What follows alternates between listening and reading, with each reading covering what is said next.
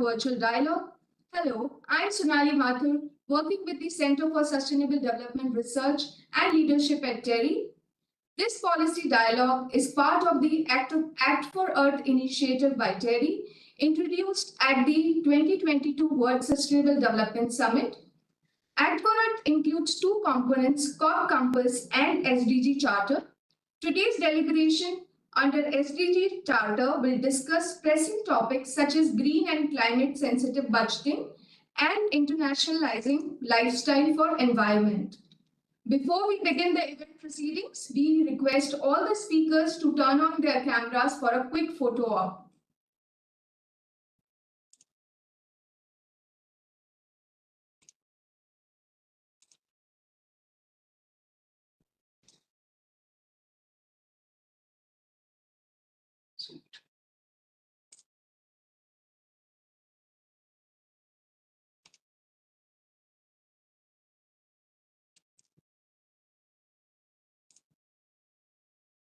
Thank you, everyone. Moving on, I would like to invite Dr. Shelly Kedia, Senior Fellow and Associate Director, TERI, to deliver the welcome remarks. Shelly.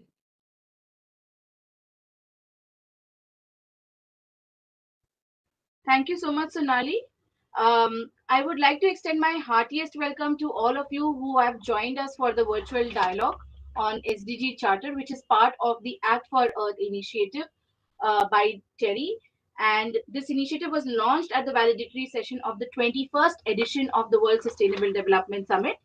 Um, we are living in a time of polycrisis when the world is confronted with the triple challenges of planetary crisis, including climate change, sliding back of key sustainable development goals, and the ever growing conflict situation threatening world peace. It is now more important than ever that sustainable development and environmental goals are mainstreamed and actions is taken at all levels, including by states, markets, and individuals. Through its G20 presidency, India furthered the concept of a Green Development Pact, which seeks to promote integrated, holistic, and balanced actions at all levels. To this end, green and climate sensitive budgeting is a policy tool that can be used for integrating various environmental dimensions in existing budget heads, schemes, and programs. We at TERI are extremely happy to have advocated for and worked on this policy innovation and concept over the past many years. The G20 high level principles on lifestyles for sustainable development aims to promote interlinkages between development, environment, and climate agendas. A key question then becomes on how India positions itself as a champion of this cause and further internationalizes through avenues such as UNFCCC and UNGA processes, along with taking initiative within India itself. This dialogue will seek to engage with experts on climate and on green and climate sensitive budgeting and on sustainable lifestyles, with the former being a largely policy instrument within the realm of public finance, while the latter involves market and social instruments.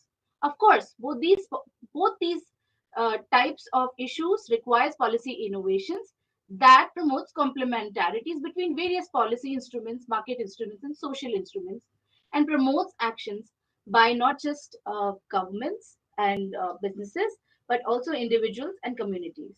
I sincerely hope that through this forum, we can amplify voices of the global south and perspectives from the same on the interface between SDGs and climate action.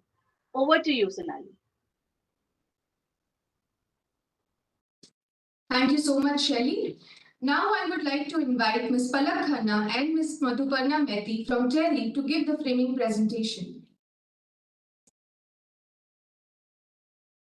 Thank you, Sonali. I hope we are audible. We are audible. Yes, you are. Thank you again. Good afternoon, everyone. So we are about to enter the first session of the SDG Charter, which is on green and climate sensitive budgeting. So green budgeting is a budgetary policy making tool that can help in systematic mapping and tracking of the schemes and expenditures that are aligned towards the green objectives and related to the environment and climate dimensions. So every year, the government agencies contribute to preparing green budget to specify schemes involving environment sustainability components and estimate the quantity of the public expenditure in the state budgets for these purposes. The prime six pillars of green budgeting consist of mainstreaming environmental sustainability, allocating the necessary resources for it, planning, coordination, and innovations for green budgeting, transparency and accountability, evaluation and monitoring for the mechanism, and policy signals for green initiatives. Next slide, please.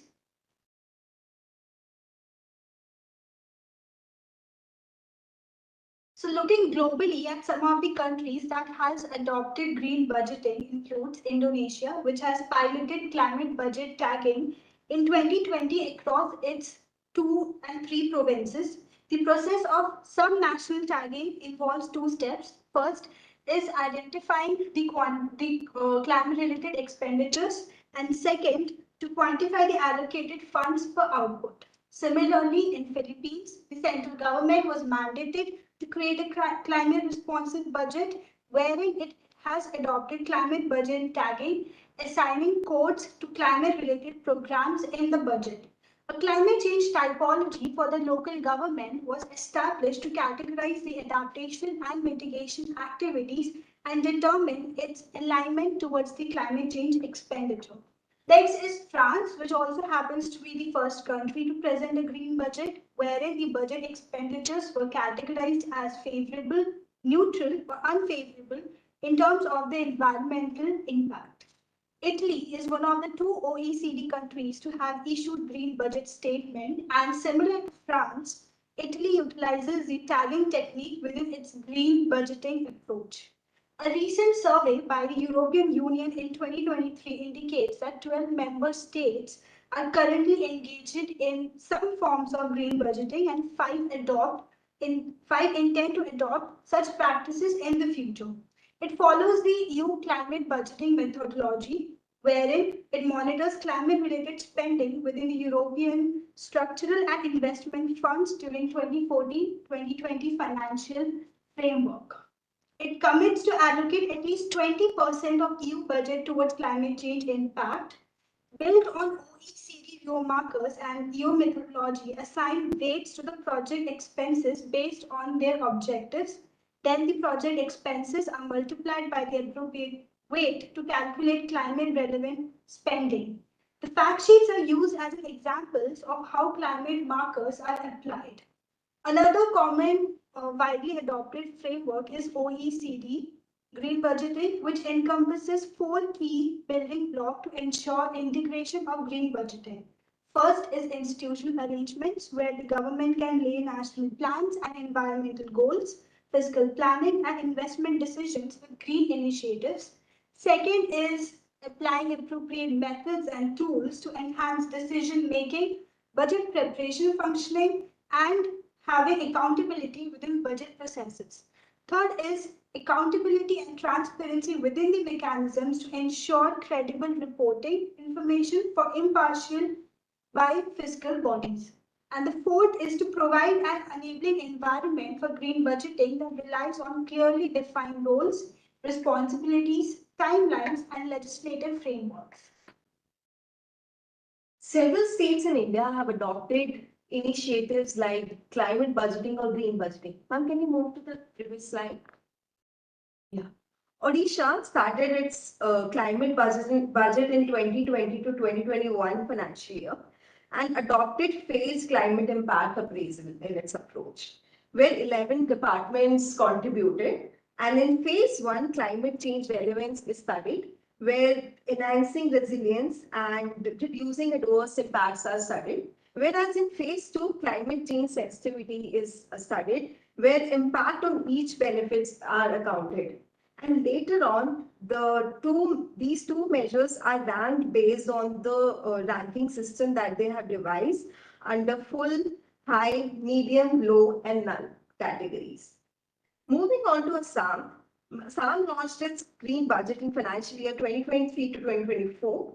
In its green budget, the color codings are devised, where to define the impact based on highly favorable is indicated by green color, moderately Favorable is indicated by yellow color, neutral depicts gray, and less favorable is depicted by brown to simple color code its impact.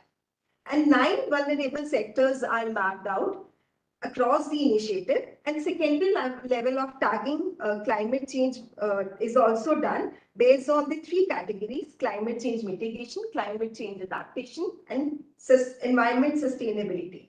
And among the 9 vulnerable sectors, some of them includes water resources, disaster management, forestry, and biodiversity. Whereas in Meghalaya, launched its budget in financial year 2023 to 2024, which divides into the distinct category of climate change adaptation and climate change mitigation, followed by the Rio markers technique. TERI has supported two states and one state and union territory, Bihar and Puducherry, and Bihar became the first state in India to adopt green budget.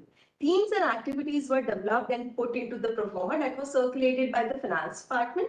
Departments provided budget headwise justification proforma, which component is green and what is the allocation, financial allocations are done through that proforma. And in that proforma, the activities, themes, and SDGs are also mapped based on that green components that are identified by each departments.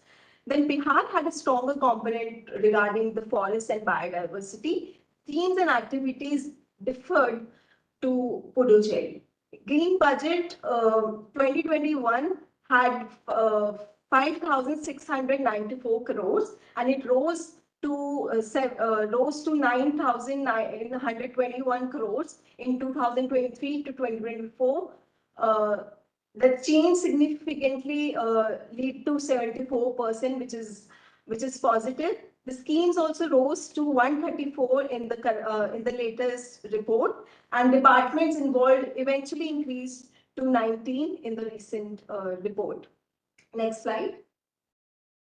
Puducherry became the first federal unit to table its green budget in its legislative assembly. Themes and activities were developed and part of the proforma, similar to Bihar. Departments provided budget headwise justification proforma, and Puducherry had a coastal component. So some of the themes were aligned to the more of the coastal regions, such as mangrove protection, biodiversity, wildlife ecology in context of coast. And activities remained similar to Bihar, like research, demonstration projects, subsidies, and incentives to see where the allocations are, what are the fiscal benefits are given through schemes.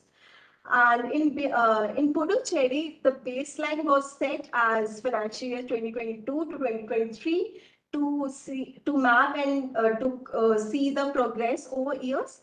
And the green budget rose to 153% from the baseline year, and the schemes had also been increased from 120 to 134, which is a significant number of 14. And the departments involved were eventually increased to from 9 to 15, showing that the coordination and the comprehensive nature of green budgeting and involvement of various departments as a collective force to the making of the budget. And the tagging and the tracking method was used to devise the budget codes that remain common across all the departments, so that the over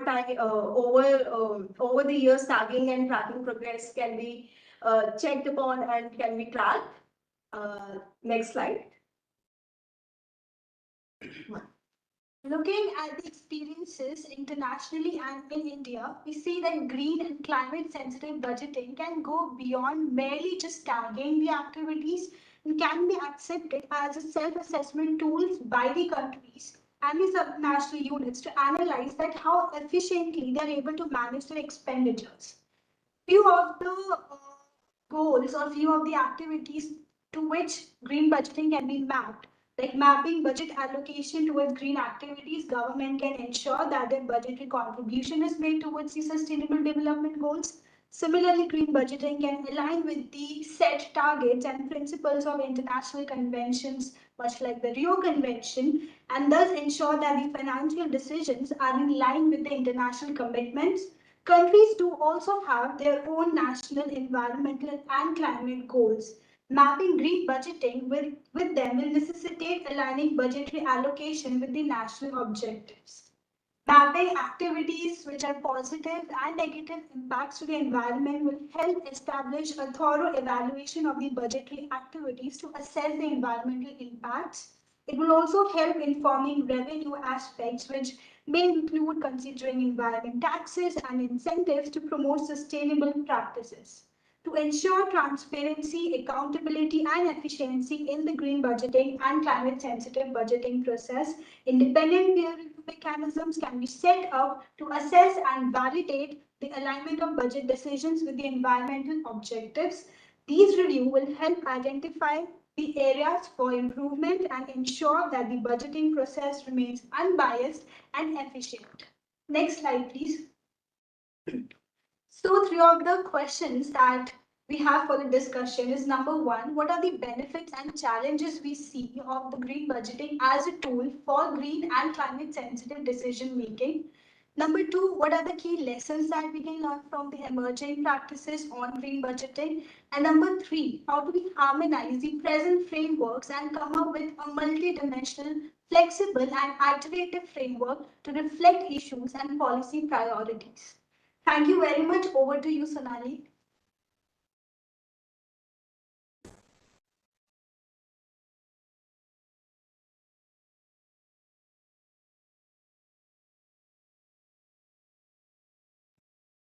Thank you, Bala. Thank you, Madhu. Now we will proceed with a panel discussion with sector experts moderated by Mr. R. Rashmi, Distinguished Fellow and Program Director, Earth Science and Climate Change at TELI. Sir.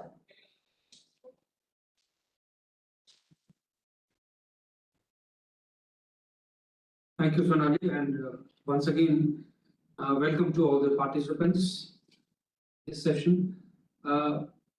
As we have just learned from the background presentation on this subject by Palak and Madhuparna, how green budgeting tools are being employed by various state governments in India, and with reasonably good degree of success, and these are extremely positive developments. And then as we move along in the trajectory of climate actions across the country, we are doing well on the DCs at the economy-wide and at the national level. The challenge is to incorporate these economy-wide goals into regional and state level actions and see that we are actually performing on these parameters at the state level and the regional levels on a monitorable basis. The idea is to see, to find the resource gaps and also to find the appropriate framework for sustainable development at the state level. And then to what extent the green budgeting tools can help us in this process is what we are going to discuss today. So the questions for this session include, first is the tools have been defined, but just to make it clear once again for every participant, it's a tool involving budgetary planning that can help in systematic mapping and tracking the source of funds, outlays, expenditures and policies, which help us move along the path of sustainable development and achieving the green objectives for greening in general and climate goals in particular. So question which we would like to discuss in this session are what kind of tools are being employed and what are the benefits and challenges of green budgeting as a tool for green and climate sensitive decision making. Secondly, what are the practices, what are the emerging practices globally and within the country, which we can learn from as part of this green budgeting initiative. So to discuss these issues, we have three, or rather four speakers with us today. Dr. Jyotsna Goyal, who is thematic lead climate finance at the Center for Budget and Governance Accountability Dr. Goyal has worked with several agencies on the projects for environment conservation and climate change, such as under the National Yamuna River project with Indian Railways, with Bureau of Energy Efficiency. So she has been working on various projects relating to climate mitigation and climate financing. So let me first invite her, Dr. Goyal, for her remarks and her presentation. Thank you so much, sir, and thank you for this invite at this forum. To begin with, Center for Budget and Governance Accountability is a public finance policy think tank, and it primarily works in demystifying budgets. And we have been analyzing the budgets of the state for climate actions.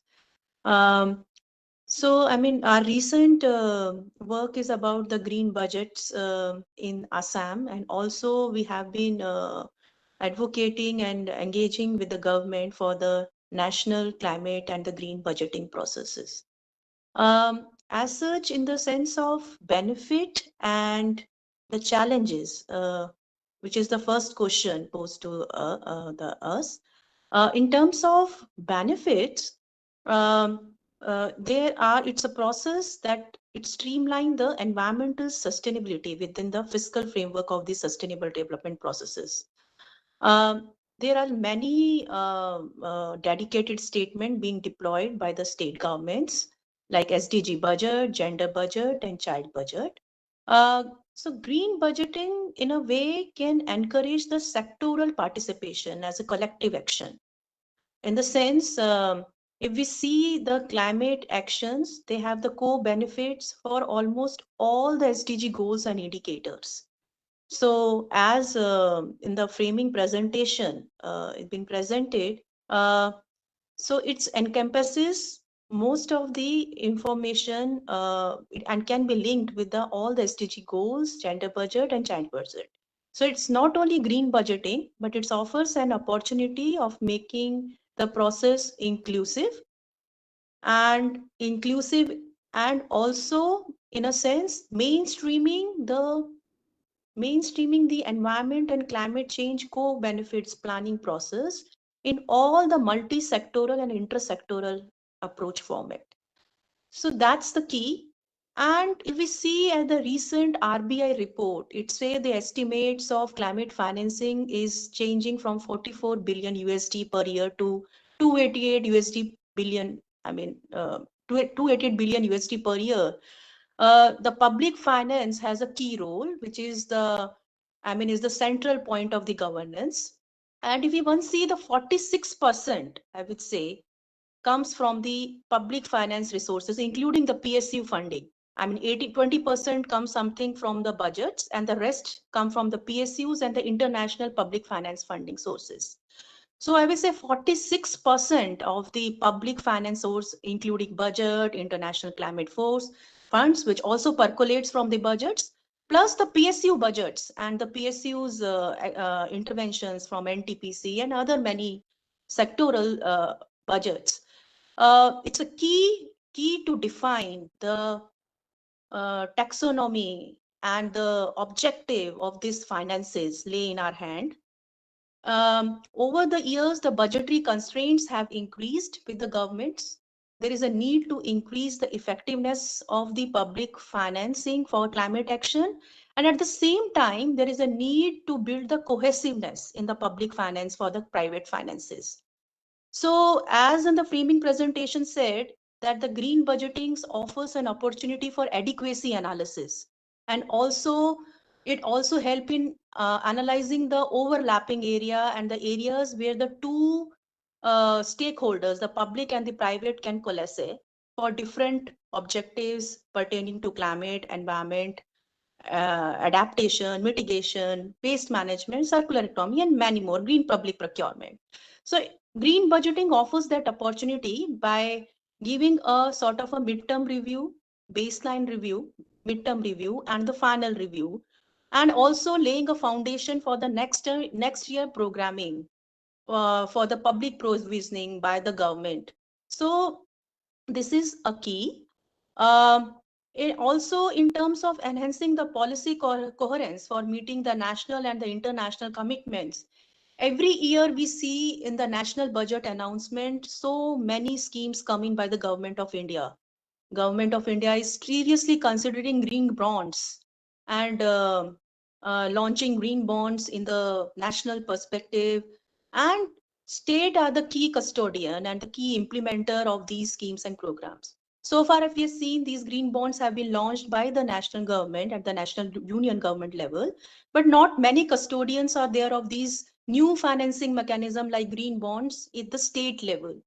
So green budgeting offers that opportunity of proving that additionality.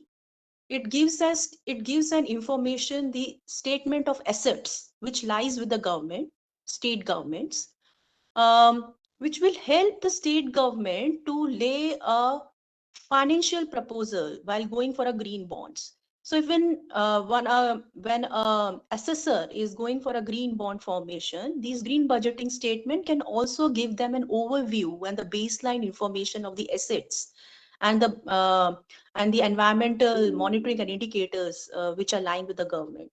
So, I mean, in the changing scenario and the burgeoning requirement of the climate finance and the share and the substantial share of public finance that is lie around 46% with some estimates, it's very important and crucial to go for green budgeting approach that integrates environment and climate consideration into the planning and budgetary process.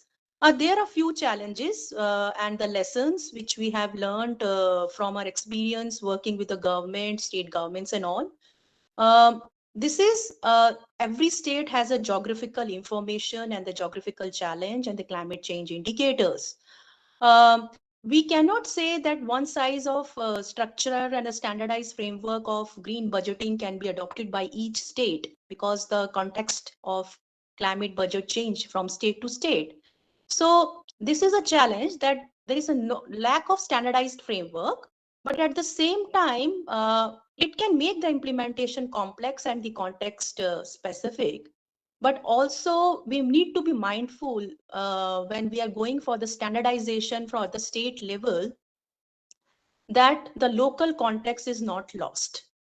The design of the public finance framework at the state level should be the state specific, and a state and all the stakeholders at the state levels should concern the local context, and the local indicators need to be prioritized while designing the framework at the state level.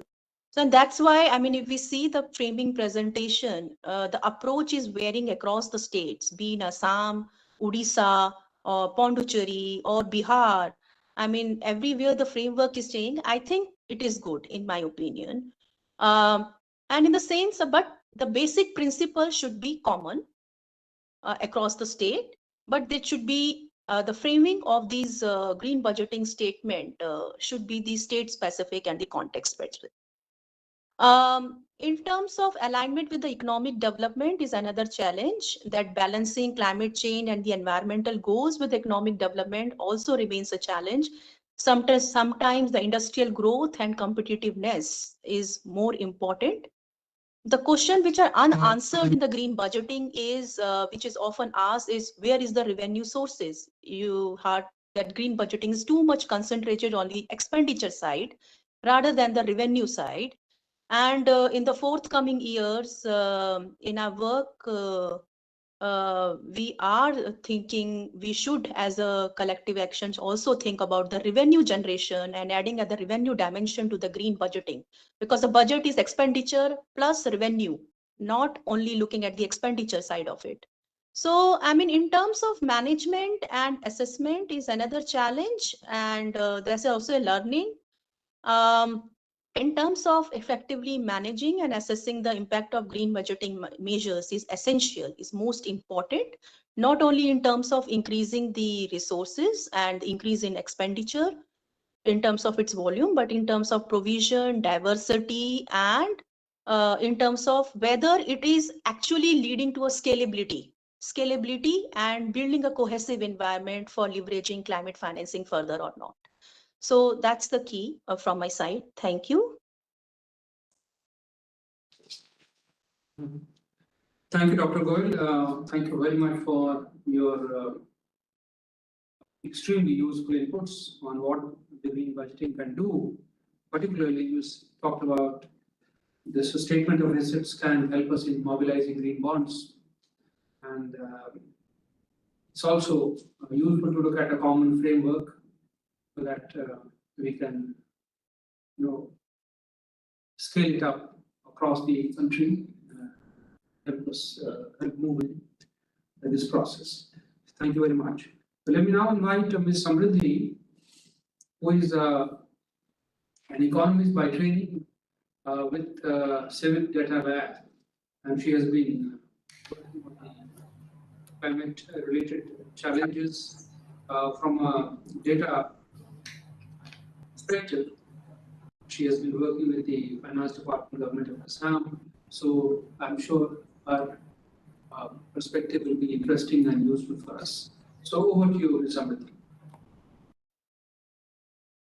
Thank you so much. So actually, I would like to start from the aspect of how, when we look at a lot of countries in the global south, we see that a lot of climate-related funding or climate-related investment, actually the bigger share, like as we have observed, is that from the government end also. Like if we talk about maybe Malaysia, a lot of countries in the Southeast Asia. So there is the question as to how do we increase the accountability and transparency. So when we talk about data in general, or we talk about public finance data, we talk about how it is very crucial and important to make it accessible, make it transparent. And this should not be something that should be left behind when we talk about climate challenges. And I think one way to make it transparent is actually by using public finance as a tool to kind of prioritize climate related challenges, to work towards climate change adaptation and mitigation. And I think that is where I see the role of green budgeting as a tool is very crucial and very critical. And like in my experience of working with Assam government and also observing how different states are, either whether be it Odisha or Bihar or Meghalaya or Puducherry. What I also observed, that I think Jyotsna did cover a lot of points about how it is policy coherence. That is one of the opportunity that we talk about when we talk about green budgeting. Then she has also talked about sectoral participation. I think one of the important aspects I feel is, and in conversation we talk a lot about ESG, which stands for, of course, environmental, social, and governance scores. And I also see that with a lot of sub-regional government and states taking part in publishing green budgeting statements, it also kind of sets a platform where I think a state can be ranked in terms of how they are performing on the ESG score. And green budgeting can also become a tool to improve the ESG ranking of different states, which will lead to several uh, will leverage private investments towards states, and further the state's motive towards fighting climate change. One of the challenges that I have observed when working with the state is, a lot of times the way schemes are structured, even when we look at different schemes or different heads of expenditure, uh, it might be very difficult to maybe track that how each component maybe has the aspect of whether it is climate is working towards climate change adaptation or mitigation or environmental sustainability. As we move forward, I think that climate change consideration should also become part of how we are framing these uh, budgetary heads, because as states like Assam are trying to now look at monitoring the schemes that they have already tagged under different heads, different categories, which is favorable, less favorable, highly favorable, neutral, or moderately favorable. They're now looking at these schemes and seeing the performance of these schemes over the next financial year. And they're also working towards finding solutions or on how fund releases can be prioritized in terms of the performance of these schemes on these scales. So I think this is also one opportunity where, disbursement, performance linked disbursement can be an opportunity that can arrive from green budgeting practices. So I think these are few areas where I feel that green budgeting can definitely help different state governments. In terms of challenges, I, however, think where we have different frameworks that different states are using. As Jyotsna rightly mentioned, that of course the climate consideration, and even when we talk about SPACC reports for different states and the vulnerable areas for different states would be different. Maybe the priorities would be very different when we talk about, say, Assam or Maharashtra or Odisha.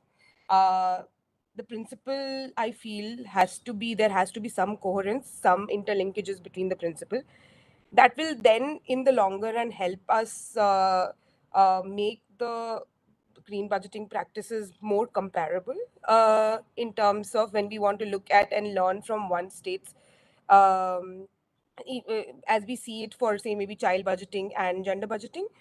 Of course, green budgeting is very different from it, but when we want to see how a certain state is performing vis-a-vis the other state, there should be some coherence. Of course, looking at the priorities of different states, it can't be completely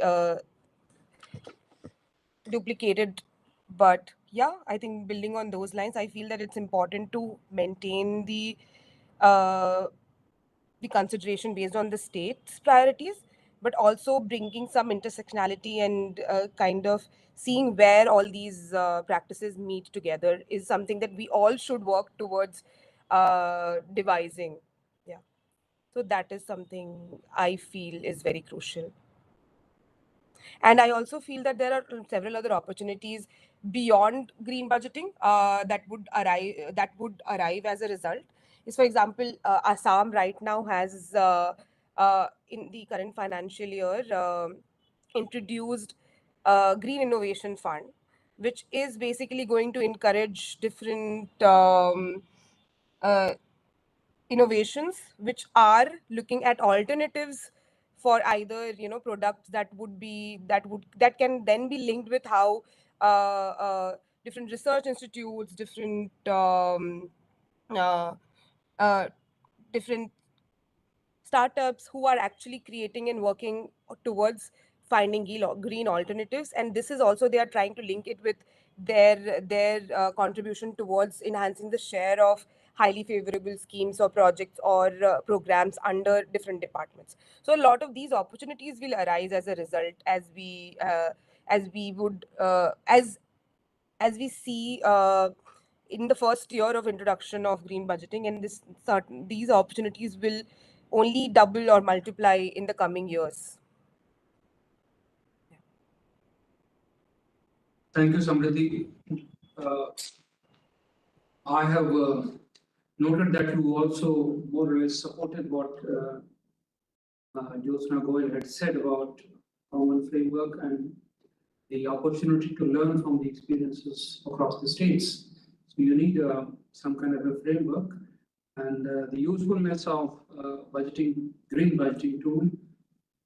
You talked about ESG rating, although I'm not really sure about how you can do the ESG rating of the state government performance, but certainly the performance of the departments can be linked to the green budgeting indicator framework or whatever framework you might be able to inform. So thanks for these useful suggestions. Let me now move to Mr. Kalabegam, who is an environmental management specialist with the Department of Science, Technology, Environment, Government of Puducherry. Mr. Kalabegam, we are meeting, I think, third time.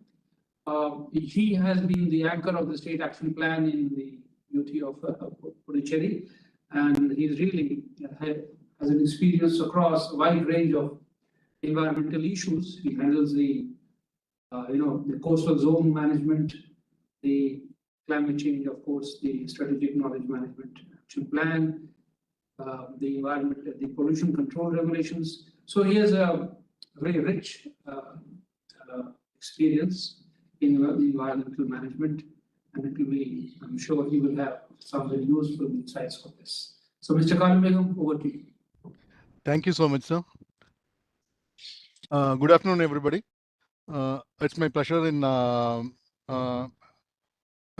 giving the views of UT of Puducherry on this green budgeting for achieving sustainable development goals and climate targets.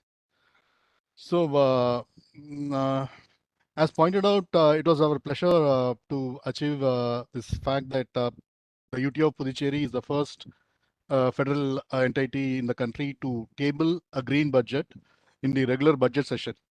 And also we are the first union territory to have such green budget initiative in the country. And we thank Terry for the collaborative efforts and the research guidance they gave us in preparing and implementing this green budget process in the UT of Puducherry. So this green budget exercise, it started evolving as a part of our state action plan on climate change, which also we are partnering with Terry in the preparation. During the preparation of this SAPCC, we felt that we need to have a better planning in terms of the budgetary planning. We need to have, evolve some good practices so that the physical spending of the government is in alignment with the various environmental targets and objectives to be achieved. So with this thing, the first challenge was to see most of the states and UTs, what they face is lack of capacity and knowledge on the green budget process.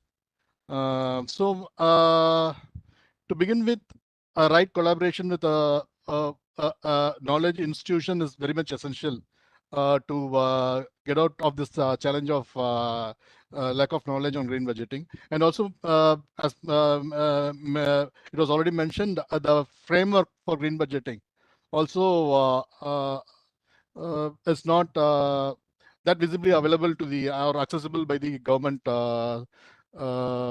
people, because their nature of work is different, and it needs more technical inputs of a knowledge institution to support the government in preparing the green budget, at least for first 1 or 2 years.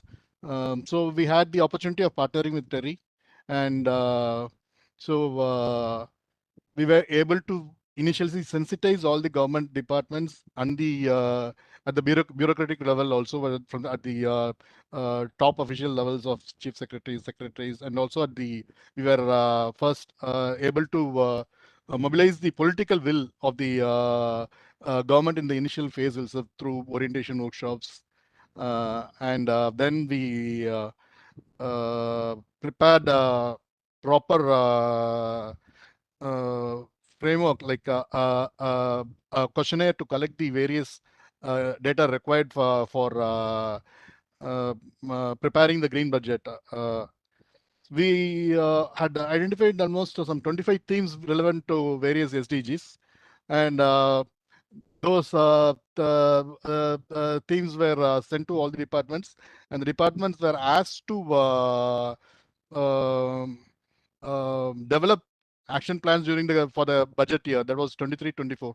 That was the first green budget plan year for Puducherry. So all the officials were sensitized about the 25 thematic areas, and they were asked to incorporate some budget allocations for the these thematic areas, which are required to achieve our country's climate change targets in the international forums and the SDG 2030 targets.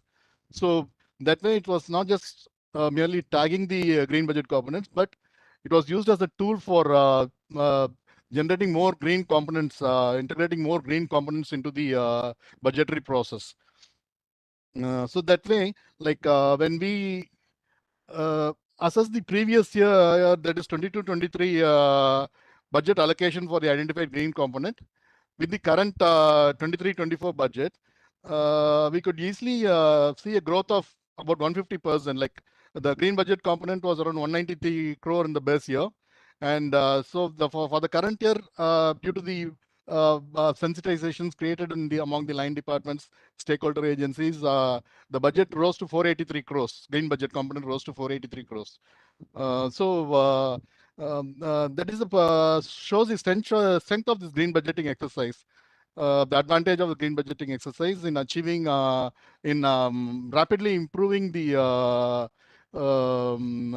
reach of the various government projects in achieving the environment friendly outputs of the projects, development projects.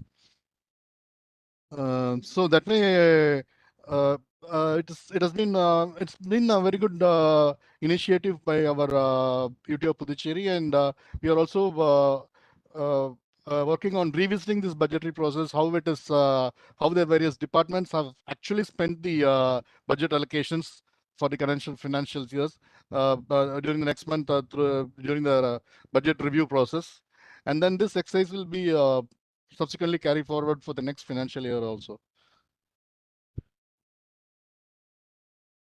Thank you, sir. Thank you for listening. Thank you, Mr. Kalmegam. That was quite an eye-opener. And compliments to you for being able to, get the support of the departments and the government for this exercise which you did as part of the SAPCC.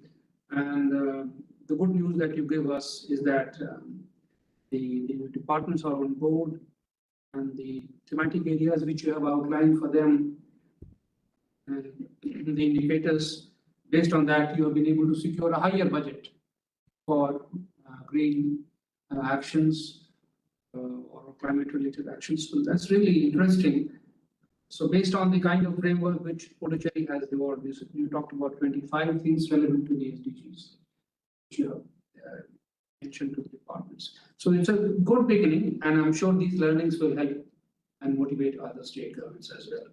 So thank you once again. Let me now invite the last but not the least speaker in this session, lady from Bihar, Ghazal Hashmi, who is a research associate at the Center for Studies on Environment and Climate at Asian Development Research Institute at Patna.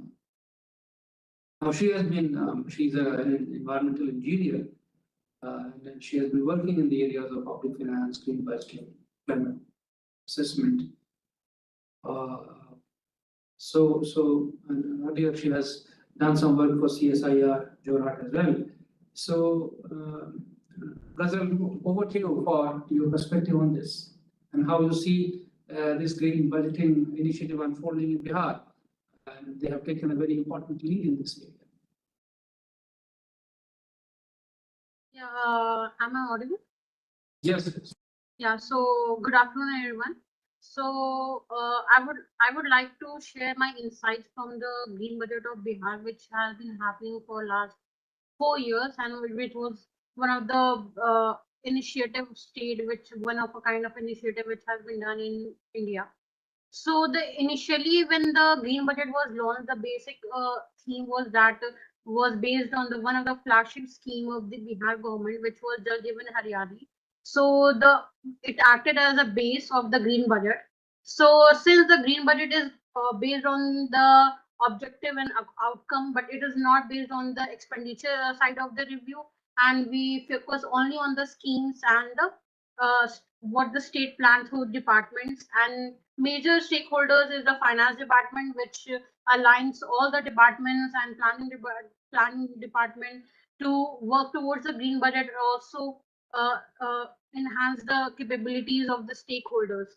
So as mentioned in the presentation, for the Bihar, it has increased from 5,600 crores to 9,000 in 2023-24, which shows that it has increased from 7% of the total budget to 12.55% of the total budget. And not only this, the schemes have also increased from 103 to 237 schemes.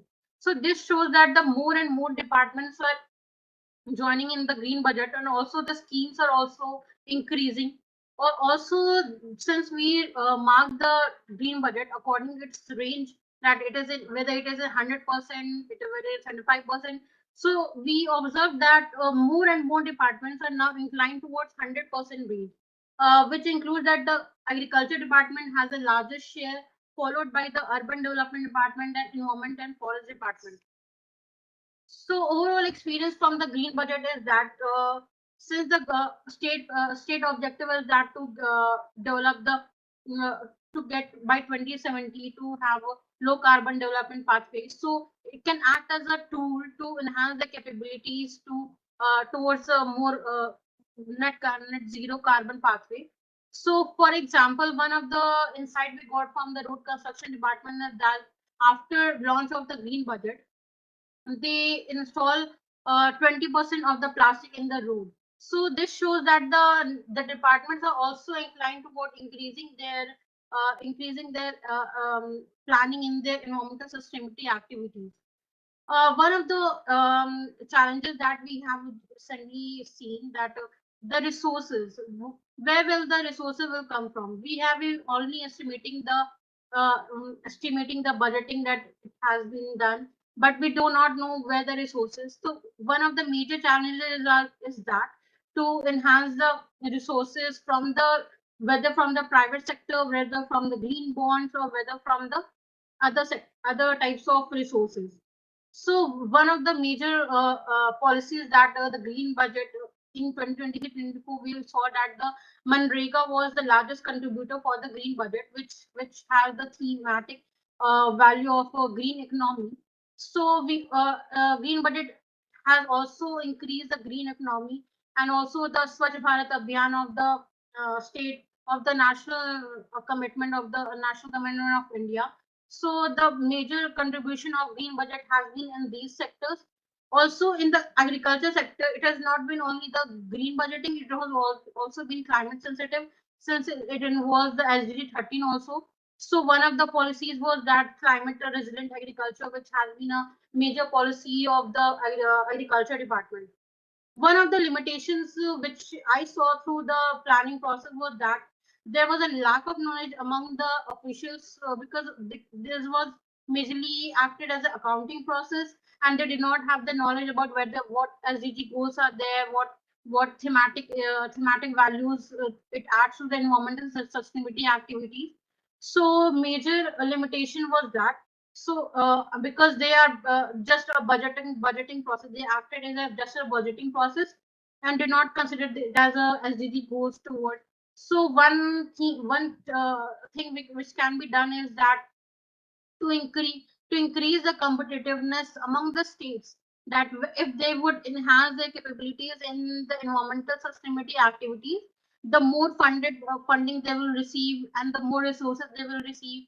So this will increase the competitiveness among the state and also increase the budgeting experience, because right now it is only an accounting process, and we do not know whether the schemes they are estimating, they are adding a value to it, to the environmental sustainability activities, because we do not know the expenditure value of the themes and policies. So these are some of the limitations that I encountered during the green budgeting process in Bihar. And also thematic incorporation of the budgeting activities, like we consider many themes such as program implementation, R&D, education, subsidy, and everything. So major of the policies which are there are based on the program implementation. So we have to focus the departments to get to the R&D projects, to get to the education awareness projects, and also achieving the SDG goals and the thematic goals.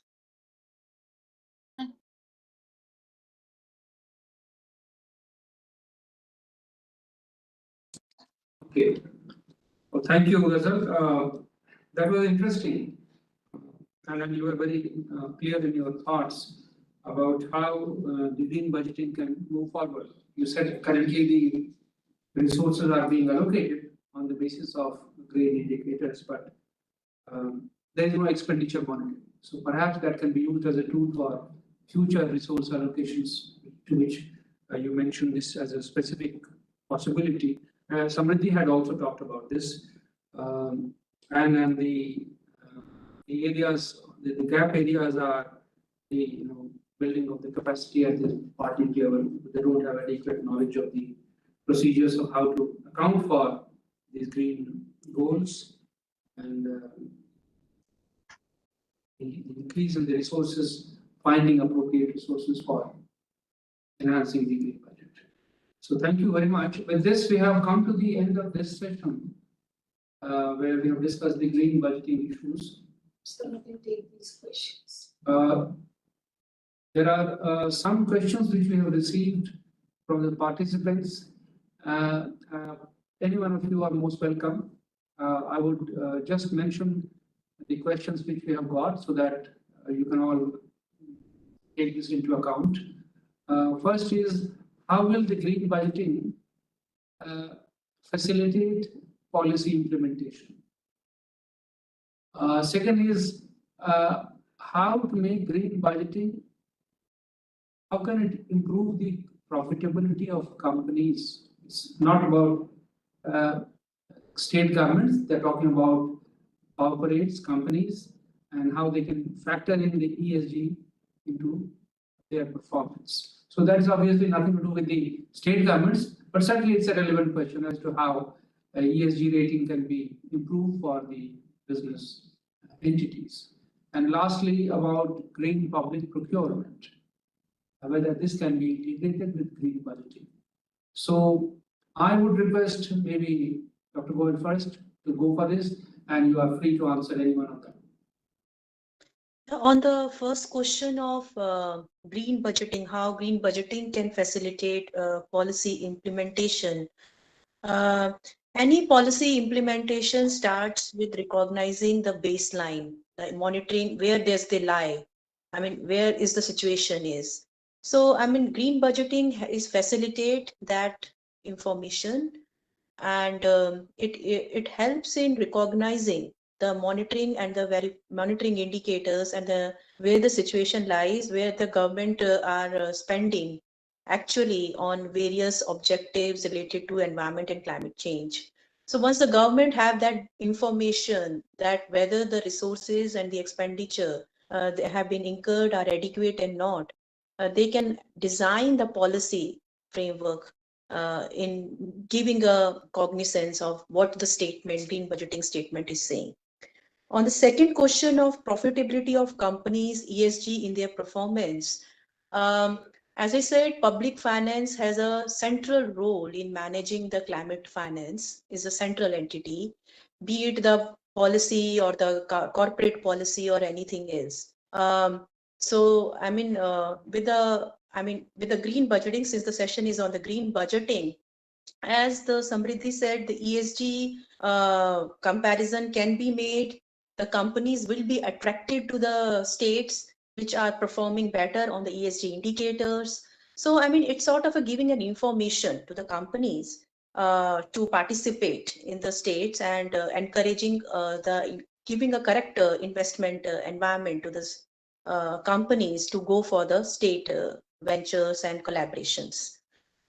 In terms of how it will encourage the green public procurement, in the sense we have an example from Assam where the finance department is sort of setting a performance indicators of the departments, and the key indicator is that the departments who want to go for the green public procurement processes or the green public procurement process, they will be encouraged. They will be passed through, in the sense of the permits and the sanctions will be expedited. So, I mean, the sense this is encouraging because when the department got to know where they are, where is their performance in the green budgeting, what is the greenness index and the greenness percentage of their action, they start competing with each other. And with this public procurement is one of the way out, is a solution, is a way out where the department can compete, and the sanctions can be given by the state government, by the finance department or the state machinery. So, I mean, this is really encouraging that it's help in the green public procurement process as well, the green budgeting process. This is from my take. Thank you. Thank you. Thank you for this response. Samriddhi, would you have any thoughts on this? I think with the first two questions, I think Jyotsna already answered, and I think I agree with what she mentioned. With regards to public procurement, I think as we talk about procurement landscape, public procurement landscape, government is one of the biggest when we talk about procurement agency, and when we talk about say budget spending and procurement, I think these are the like when certain amount is being promised under certain scheme, under say whether it is promising that okay, this is the greenness of the scheme, but when it comes to procurement there are a lot of challenges when because these aspects of greenness are not yet part of the criteria, and then I think a lot of states are bringing that into consideration, and I think it will start from that step towards green budgeting. I think it is like a cycle, it is like a from budget to procurement, and without having priorities set in the budgeting process, it would not it can only be present through procurement. The actions can be like how Jyotsna mentioned, that the loop has to be completed through procurement, and I think green budgeting kind of is a start for that. When state governments are promising certain amount of uh, certain share of the public finance towards green schemes, I think green procurement, there would be scopes and policies that would be encouraged and that would be formulated, that would also encourage different say startups or businesses to find to actually kind of to departments to give priorities to these alternative solutions. For example, I think one of the discussion, it was mentioned that how when during certain events that different departments organizes, or maybe how procurement of say yoga mats, which are not going to be reused say maybe next year, and not how if green priorities are part of public procurement, there could be an alternative in terms of procuring greener alternatives, so that you know the impact that it would have or Sure. can be reused. So in those aspects is what I would say, that these small little considerations would be made, and the starting point is actually having these priorities being part of uh, the the green budgeting practices, the expenditure and procurement. Thank you. So you agree that green budgeting is the stepping stone for green procurement, and that is needed to close the loop. Will also mentioned this. So it's important. In fact, there was another question by Dr. P.K. saying whether we can have an accountability framework for green budgeting. Very perhaps I'm just trying to use my own perspective to analyze. Perhaps he meant that we need to move towards expenditure monitoring and using it as a reference for future allocations and future green actions. That is what accountability means. If you want more resources, it should be linked to your performance. So certainly, and green procurement is one of such pillars. If you have a budget, if you don't use this budget for green purposes, then it's of no use actually. Thank you very much. Ghazal, would you have any thoughts very briefly, because we are running short of time now? So one of the question was that how green budget facilitates policies. It can be, as I said in one of the examples, that road construction department has aligned one of the policies towards that. But for now, the process that follows was that the schemes are already designed. the process they follow is that some part of that is inclined towards the green budget. They consider that 20% of this scheme will be in the green budget, and this percentage of the scheme will be in the green budget. So the process that need to be followed is that the schemes should have been should be aligned towards the green budget, not after the schemes has been done. Like initially during the budgetary process that is followed, during that the green budget allocation has to be done, not after the all the budgeting process of the budget process that is happening in the during the financial year is done. So one of the thing is that which could be which is possible. Right, thank you. So mid-course analysis and monitoring without waiting for the end. Mr. Kalamegam, I can't see him, but I will perhaps use my discretion as the moderator to close it now. He was already quite positive in his intervention. So, is there, Kalamegam, you are back. Would you have any thoughts, very briefly, on the questions which have been posed? You are mute.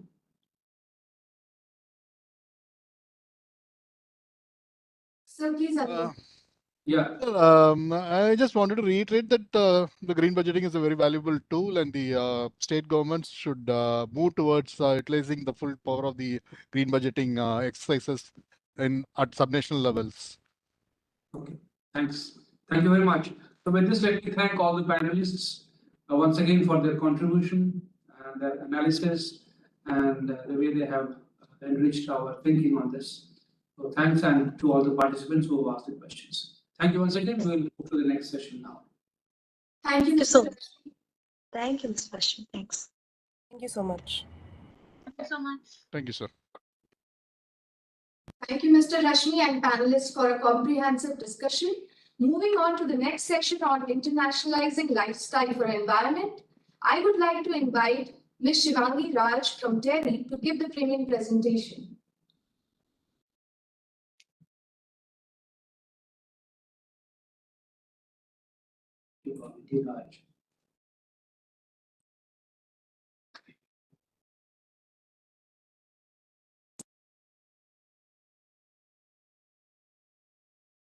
Just want to confirm if you can see the slide. Yeah, we can. Sherry, are you running the PPT? Part of it, yes, I'm operating it from here only. Just a second, just a second. Can you now share, please?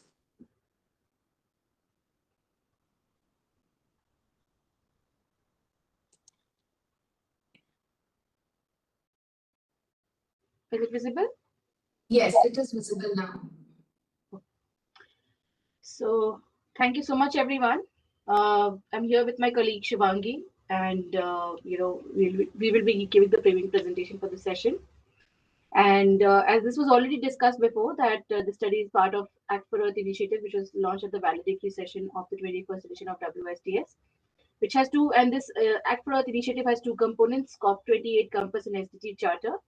Last week we already had the COP28 Compass discussions, and as a part of SDG Charter, we are covering the topic of internationalizing lifestyle for environment.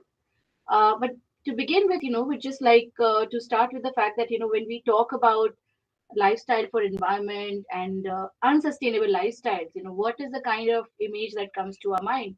And one of the images, this Anthropocene chicken. And we see that, and of course, this term is still contested, Anthropocene, but humans indeed have had a very massive impact on Earth systems. And one of the examples is this Anthropocene chicken. As you can see, in about like 50 years, we humans, through mass scale factory farming, increased the size of a broiler chicken 4 times. And so we've modified species. Humans have also introduced novel entities like plastics, this new stuff, which was never there in the Earth systems before in the previous epochs.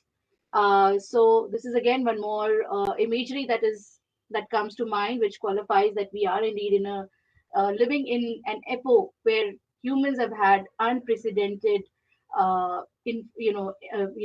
unprecedented impact on Earth systems. When we talk about sustainable lifestyles, it's also very important to highlight that the related concepts of equity, underconsumption, fair consumption, etc.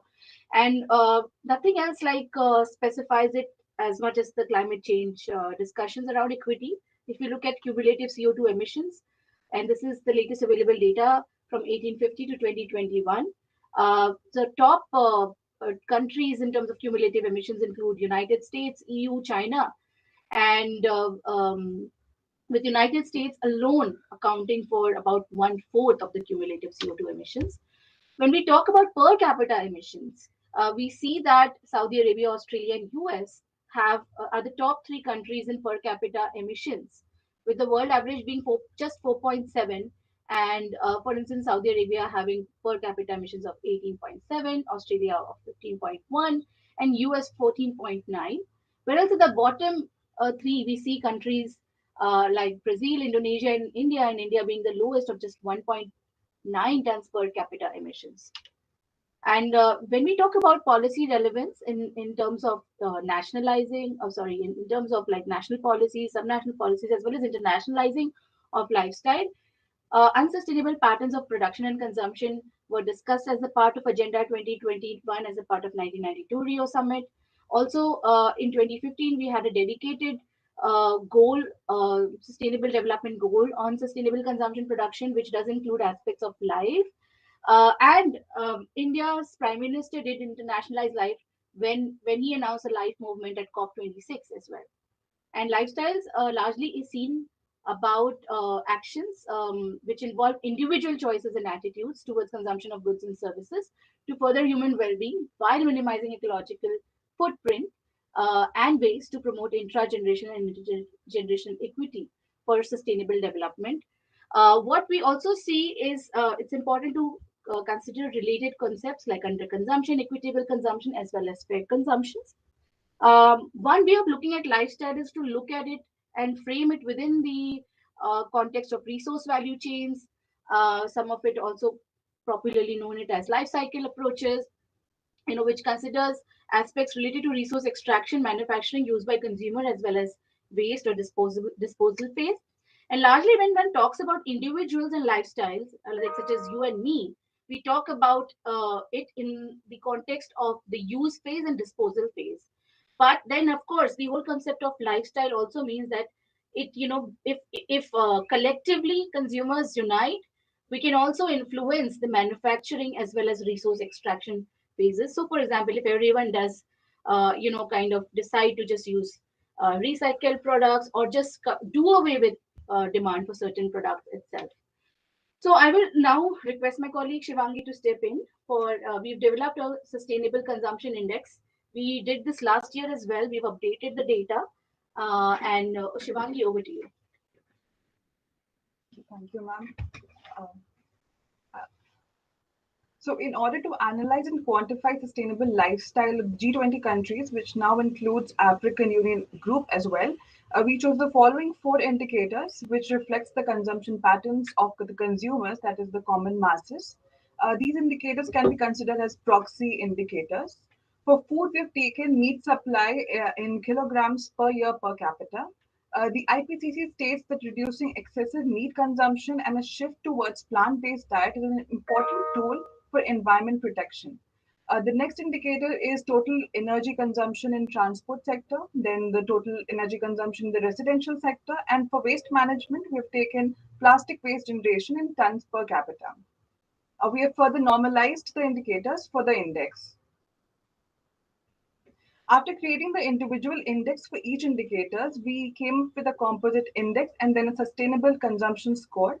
Amongst the G20 countries and groupings, countries like the US, Germany, and Canada have the lowest score, which indicates higher unsustainable patterns of consumption, while developing nations like India, Indonesia, and the African Union are among the highest scorers with comparatively more sustainable consumption and lifestyle. India assumed the G20 presidency for the year 2023. The section C of the G20 New Delhi Leaders Declaration entails the discussion on Green Development Pact for Sustainable Future. Para 36 of the declaration emphasizes mainstreaming lifestyle for sustainable development, wherein the G20 nations reaffirmed their commitment to pursuing additional initiatives to keep the rise of temperature within 1.5 degrees Celsius. Further, Para 37 of the declaration highlights the importance of circular economy and resource efficiency. The G20 deliberation also led to the formulation of the 9 G20 high-level principles on lifestyles for sustainable development that covers aspects of interlinkages, international collaboration, enhanced role of regional communities and governments, and behavioral science approaches such as nudges and incentivization. In order to promote mission life, India has come up with policy instruments on these lines. Right to repair is an important socio-economic instrument that empowers the consumers by giving them access to information of their products so that they can get it repaired at reasonable costs. It can also help reduce waste generation, especially the e-waste generation, and boost local economy as well. The Eco-Mark scheme, which is an important information instrument, provides procuring and manufacturing details of a product to the buyers. This helps consumers make environmentally conscious choices and also encourages producers to opt for eco-friendly produces and manufacturing methods. Lastly, the recently introduced Green Credit Program is an innovative market instrument by the Indian government. While the program is in its nascent stage, it is an important market-driven mechanism to incentivize voluntary environmental measures across diverse sectors. It aims to provide tradable credits for green activities such as tree plantation, sustainable agriculture, waste management, eco-mark label development, and so on. I now request Dr. Kedia to please take the presentation forward. Thank you so much. So Shivangi very well laid out that India has come up with, has given a strong push through its G20 presidency to LIFE, and of course we have Sabyasachi, who was also a co-chair of the LIFE working group, and he will also be sharing perspectives.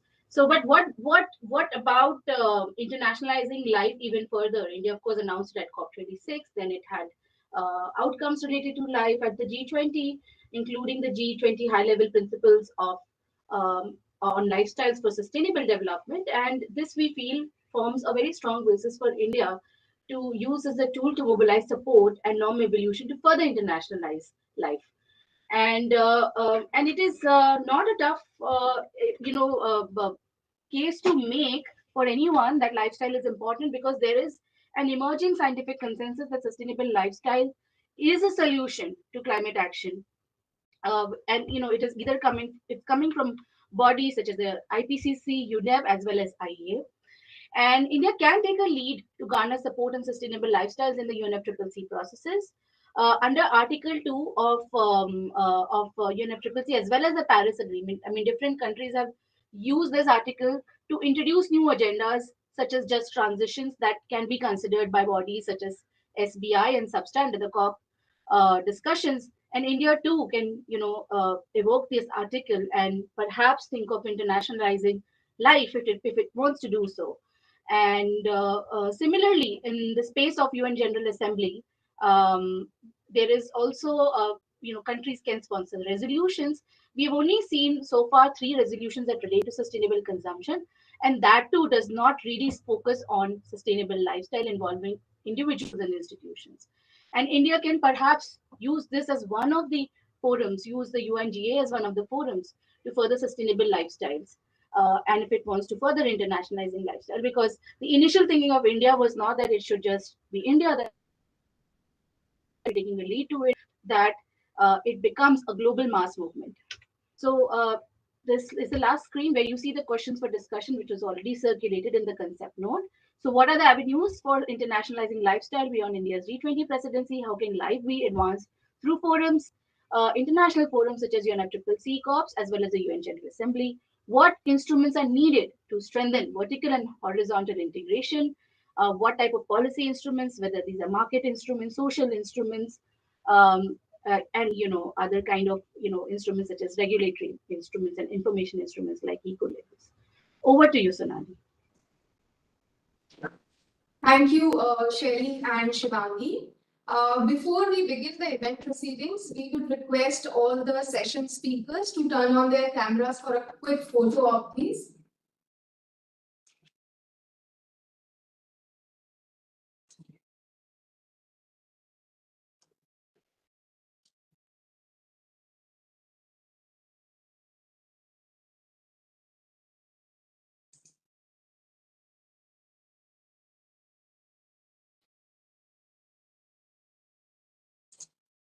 Thank you, everyone. Now I would like to invite Mr. Rashmi, Distinguished Fellow and Program Director, to moderate the session. So, thank you, Sonali, and once again we are back with you.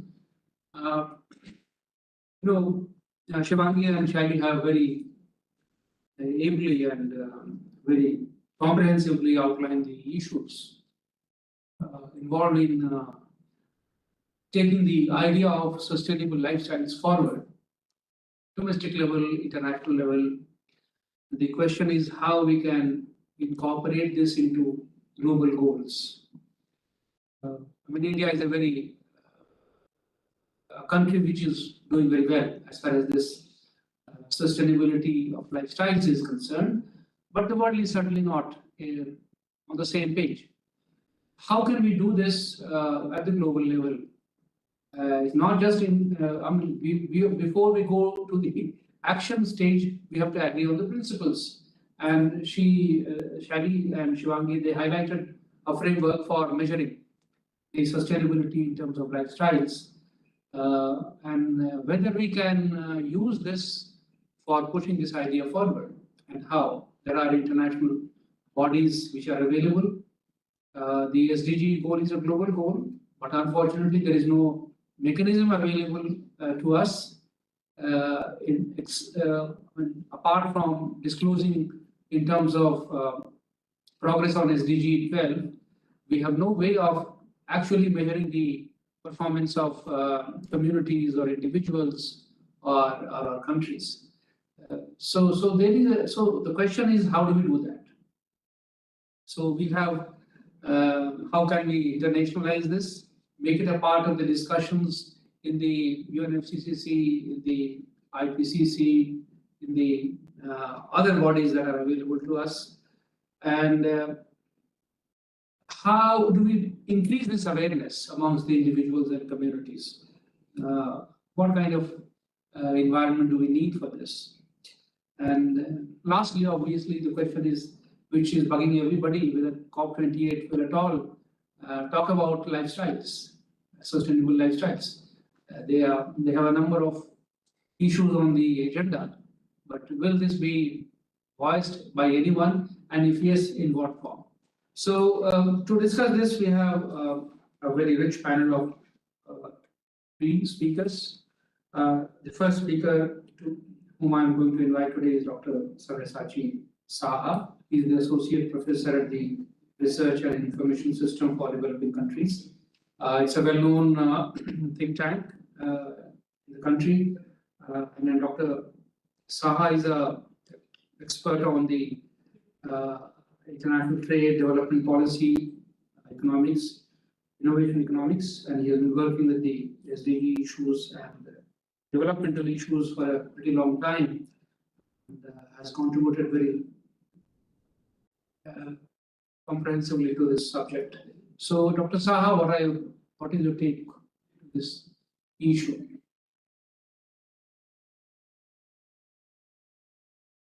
Thank you, sir. My greetings to you.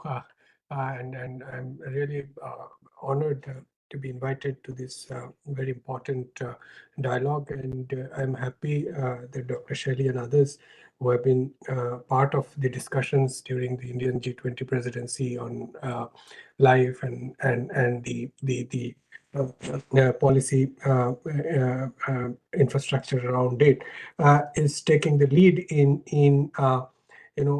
seeing how we elevate the discussion to the international level. Of course, it has been internationalized through the G20 itself. At a point when Prime Minister really championed this idea of lifestyle for environment, the key concern maybe at 2 levels. Of course, we know that lifestyles have a very, very strong footprint over the planet, and we call it Anthropocene or not. That has made a huge change to the environment, which is impacting us. But not all countries are ready to accept the criticality of lifestyles, institutions, individuals in the in this course correction we are trying to imagine. So that was important, and Prime Minister's own articulation on the subject made a lot of difference in terms of how he put the weight behind in such a radical idea that eventually was taken to sort of a logical conclusion when G20 adopted the idea. A lot of discussions, lot of negotiations went behind in even accepting how it would be captured in the text, first within the development working group and eventually in the G20 declaration. So a lot of iterations around it, but what has come out is truly remarkable in terms of the content, because every word that has been used to describe life, initially when India thought of proposing it as part of the agenda, why India thought this would be an important point, and then eventually socializing the idea with other G20 members for thorough negotiations, how it could be internalized within the development working group framework and even in other working groups. So that was a critical element, and then how it was kind of adopted in the form of high-level principles. So those are the guiding principles which carry a lot of significance, because these are the sort of, we may conclude, the various strands of the debate, various facets of country positions, because whenever you have a political agreement over a document, it is obvious that countries individually may have also put in a lot of ideas into it in terms of what they think is important. So once we look at the high-level principles, which I'll come towards the end, it is something very significant. So one level of internationalization through the G20 and success of India's G20 presidency is uncontested at this point in this very difficult geopolitical times that we are going through. So we need to sort of keep the anchor there in terms of what has been agreed in terms of the minimum agenda within the G20 framework. But that minimum agenda is also quite comprehensive, quite exhaustive. So that gives us a fairly sound, kind of launch pad to take the ideas forward. As think tanks, as Terry is doing it, at our RIS, we are also kind of very keen to see how it can be more, seen in terms of the continuity, as for the next G20 presidency year, for the unfolding UN processes and other areas. So really, it is encouraging that we are pulling in our resources and both intellectual and other resources to see that we really take the next steps.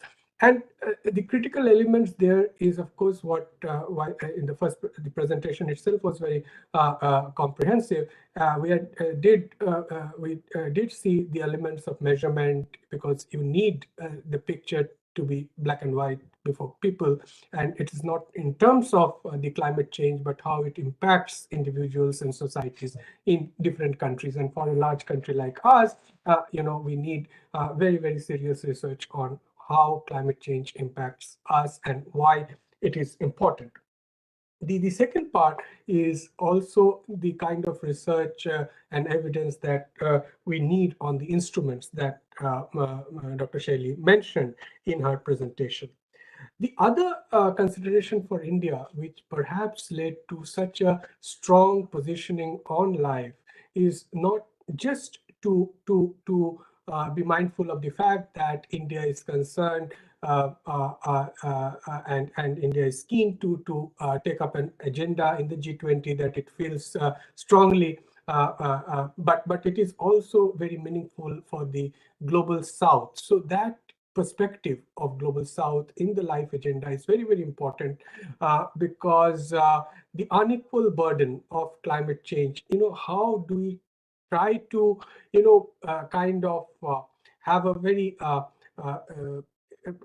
it is going to impact the development trajectories in the global south, no doubt about it. But how are we going to prepare ourselves for this transition, and where global south lies in all of that? Insofar as evidence on climate change, at least in this part of the world, we don't debate evidence on climate change and impact, at least not in South Asia. So there is also a regional sort of consensus. The recent study, the UNEP studies, the emission gap report, and others have always highlighted some of the issues. But one of the recent set studies that caught my attention was the one that the Potsdam Institute have recently released about how we have breached the planetary boundaries. And of the 9 planetary boundaries, we have already breached 5 of them. And biosphere integrity is in stake. We just discussed the novel entities. We are discussing emissions, land degradation and land system change, freshwater and bio geochemical flows. So in all these places, we definitely see that it is point of no go. We cannot go further. So we need to do something seriously in all countries, perhaps, to stem the effects of this transgression of planetary boundaries. So this is really the starting point. When we are talking about the SDG and we are thinking of our comprehensive SDG charter, the social issues, the economic issues come in, because we need to realize that perhaps SDGs meant moving from quantity to quality, but with slow progress to begin with in several countries, with lack of resources and other facilitating mechanisms, with global trading order being unfair. SDGs started on a very, very difficult wicket, if I can say that. But nevertheless, with the COVID pandemic, and then we know what has happened, how everything has gone for a toss, and global governance is really not functioning the way it should be. We are in a deep trouble. Just to cite one number that I have with me is that we discussed even in our task force, 3 of the Think 20 India is about the number of food insecure people worldwide, and how it remained a very, very difficult indicator even with during the SDG periods, and now with the supply chain disruptions, etc., it has really gone for a toss. The other thing that I want to mention right now is we have just concluded the SDG Summit. Now, UN SDG Summit was important. It was, again, a stock-taking exercise with a very limited political ambition than they came out with in terms of how they really feel they should accelerate the SDGs. The SDG stimulus was also kind of, it's there, but you need to implement it, and that's a whole lot of a challenge.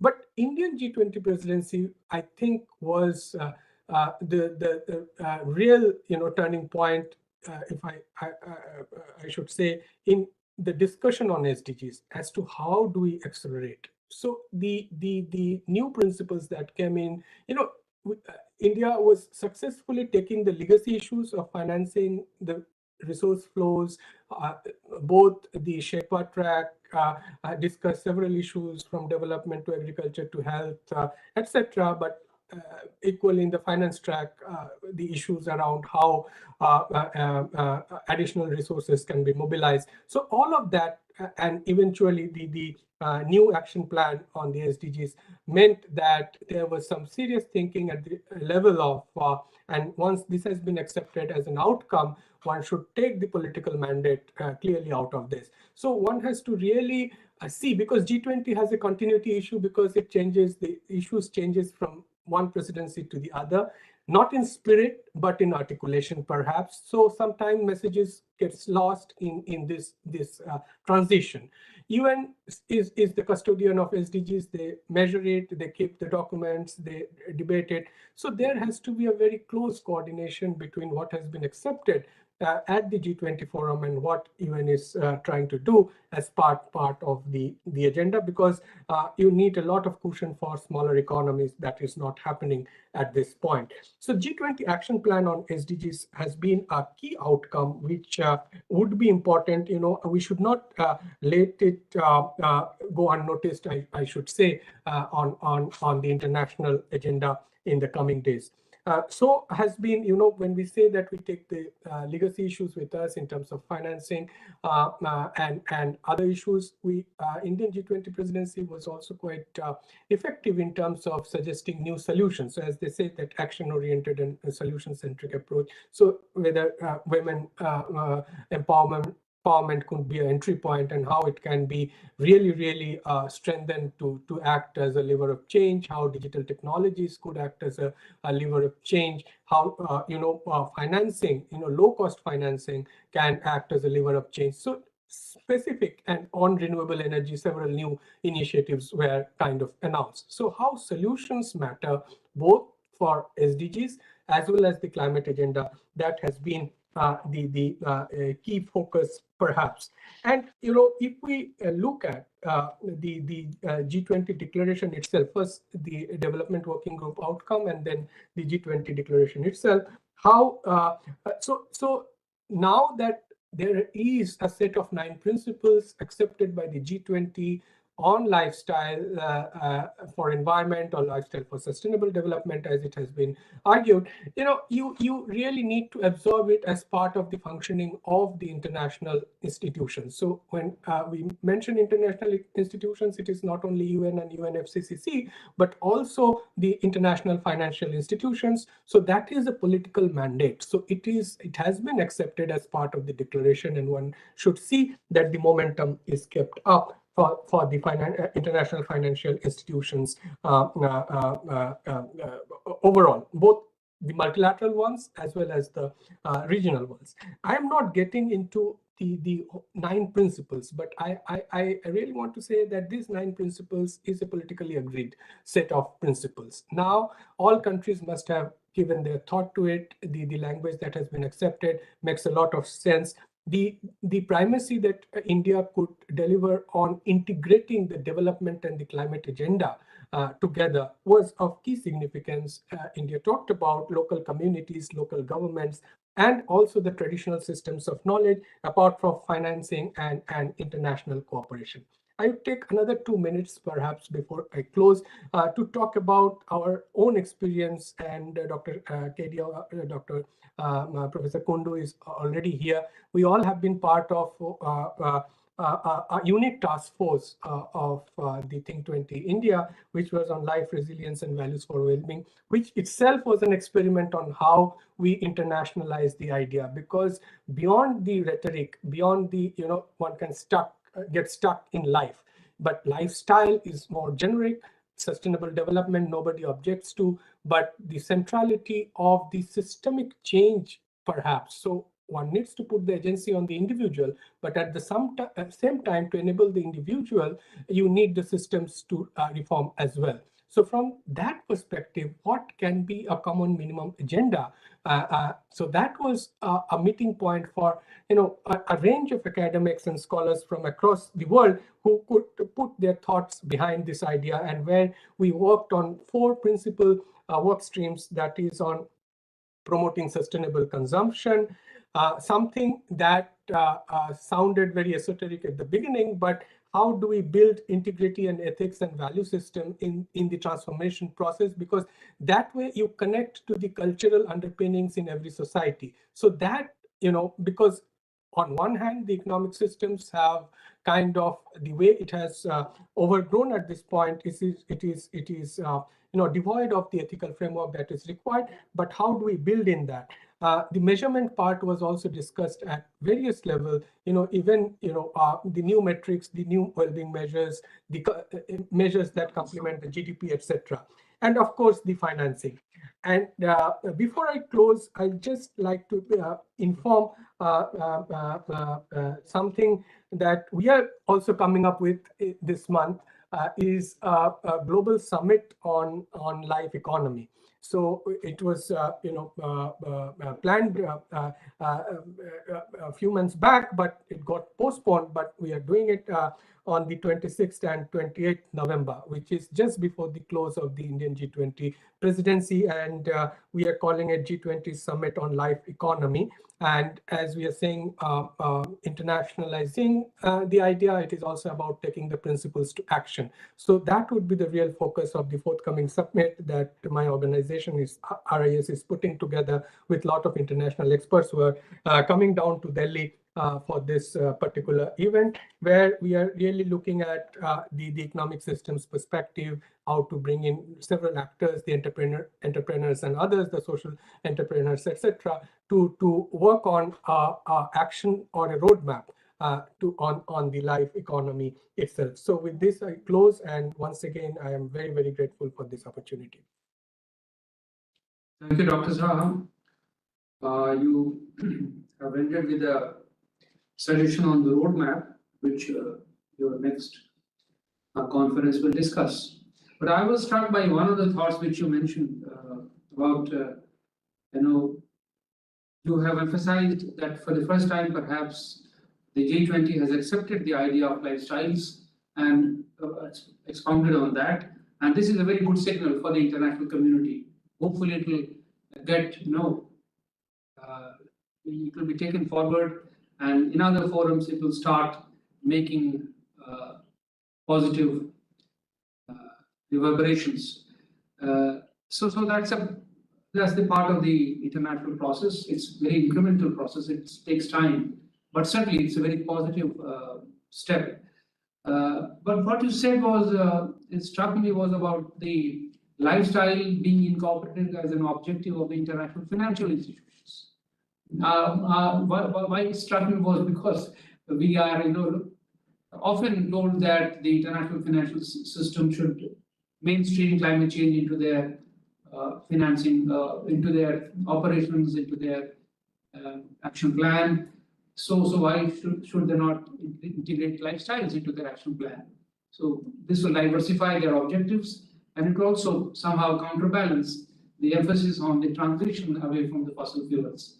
So balance the production with consumption. So thank you for pointing this out.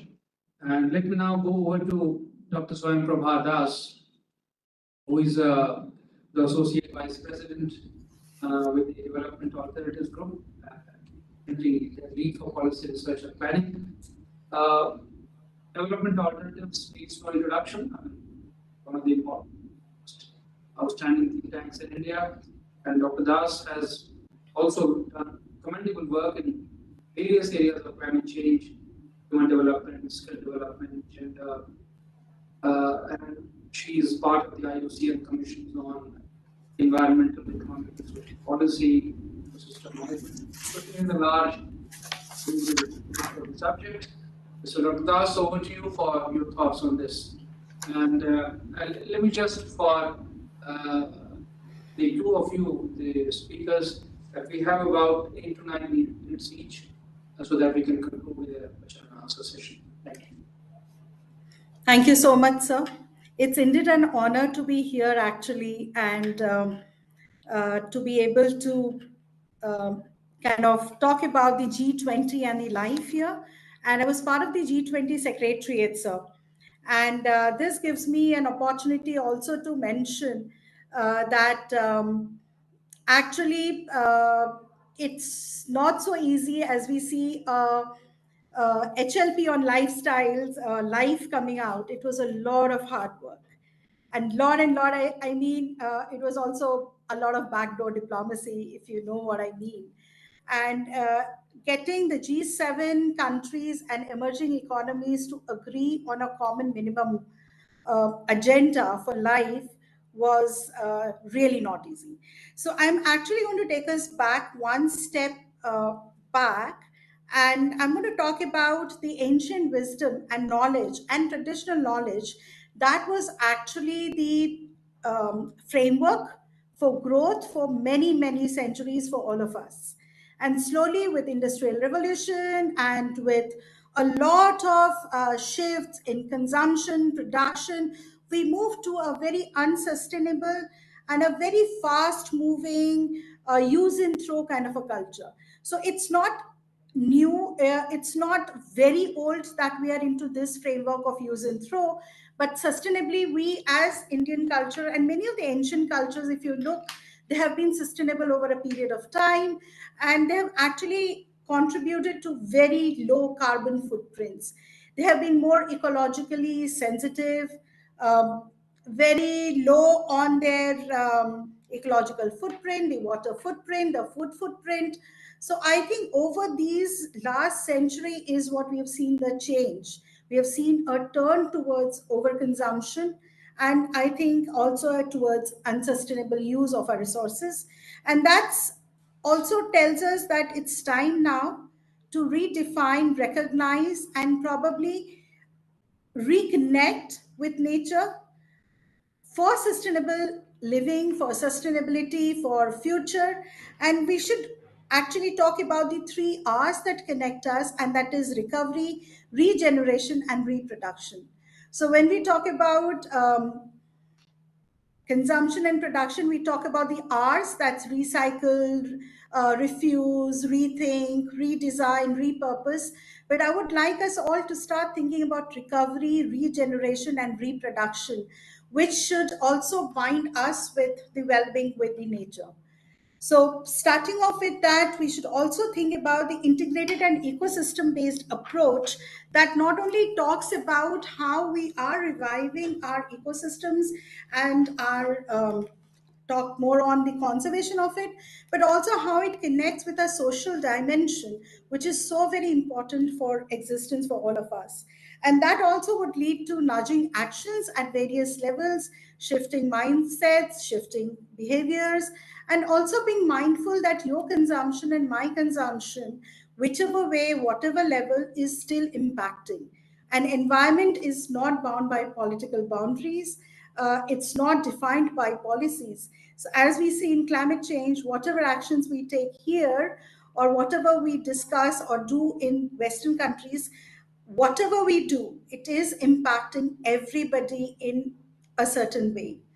The SIDS, the small island developing countries, are grappling in a very, very difficult situation, very vulnerable. Many countries are vulnerable to floods, to fires. So we see that the actions are all interconnected. The impacts are all dispersed, but the actions are also interconnected in a way that it would also impact our value chains going forward.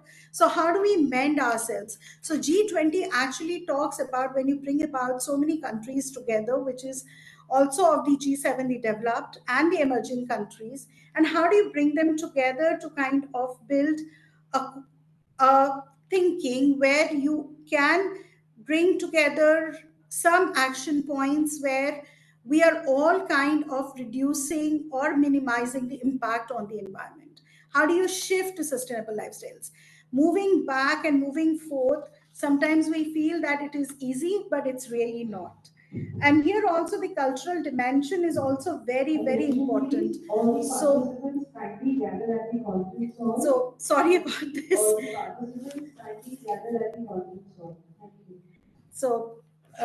So when I was talking about the cultural dimension, it's also taking note of where we are staying.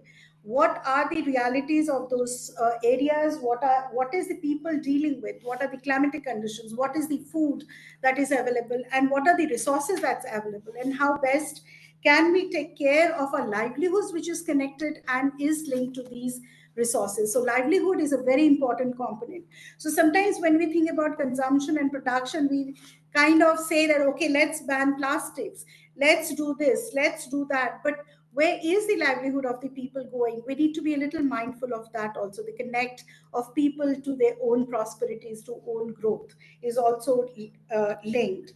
And if we talk about, say, shifting of technologies, and if we look at the corporates asking them to shift or transform, where do these technologies come from? Where does the money come from? That is also needs to be taken care of. Maybe big companies can afford, but what happens to middle and the small companies? What happens to SMEs? How do they manage the shift or how do they move towards sustainability? Do we have policies in place? Do we have incentives in place? It's all integrated, and it's kind of a web. We cannot talk about just shifting by through words. It has to be also supported through policies, through technology, through finance. So it's a lot of collaboration and cooperation that's required in this sector. Historical responsibilities when we talk about climate change is very evident, and we are so aware of it, so I will not really get into that.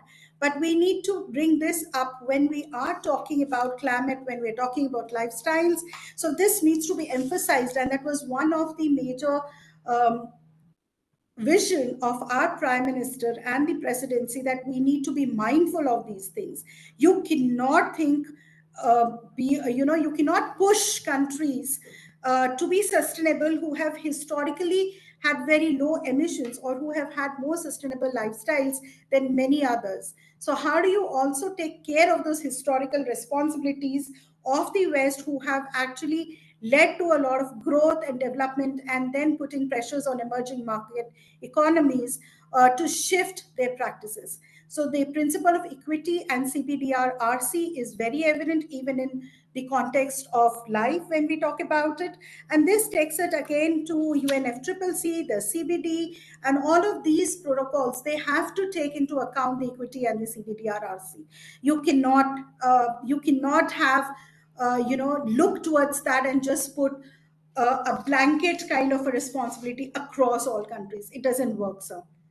And the second thing that I would also like to bring up is that policy instruments have to be strong, and they have to be also cognizant that there has to be some kind of incentives, hand-holding, and there has to be an internalization of the concept of life, because that binds us all. So how do you even change the core principles of the ministries, of the functions of the government? So that also has to be built in. We cannot talk policies if we do not imbibe it. So the government itself has to imbibe these policies to be able to translate it and share it with other countries. So how far we are doing that is also a matter of pride, concern, I don't know. But can we take that forward? Can we show, can we demonstrate, and have few like-minded countries also come up and demonstrate similar policies and practices? And this is actually being done through UNEP. A lot of work is being done through UN agencies also. So probably it's easier to talk about these issues at the UN General Assembly, where like-minded countries along with India can probably talk about the traditional cultures and how they have imbibed the shift within their present ecosystems as well. On the market linkages, I think shifting gears to a transformation is very important. Shifting gears to be more responsible towards more circular economy. How do we support startups to be more circular? How do the market-based incentives and easy financing mechanisms help small companies to shift practices? These are some of the thoughts that we need to think about. So it's all linked to the demand side of it and the supply side of it. So we cannot just talk about supply and not talk about demand. So it also depends on what the people are asking for. Can we stop and not blindly follow the advertisements that's put on our social media? And can we be responsible? Can we think twice? Can we get our children and our people to think twice before they opt for certain products? Maybe we need to inculcate that as a habit, as parents, as teachers, mentors, colleagues. Can we bring that into the next generation, into the generation that we are nurturing, to think about how sustainability in our workplace, at home, when we are going into the shops, can that be modified, and can that be also looked into? So with this, I would also like to say that the UN has also come up with a course on lifestyles. And I was a part of that development of that course. And please to look at it. It tries to be more international and more holistic at it. And I would close by saying that I had the good fortune of drafting up piece on life, which is called Breathing Prana into Life. I co-authored this with our Sherpa, Shri Amitabh Kant, and there I introduced the whole concept of prana, The PRANA stands for Pact for Rebuilding, Accelerating and Nudging Actions. So can life and prana be together?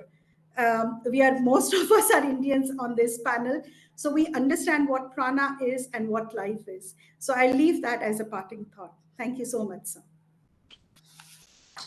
Thank you, Dr. Das. I noted that you have talked about 3 R's and expanding them to 6 ones, including regeneration, recovery, and reproduction.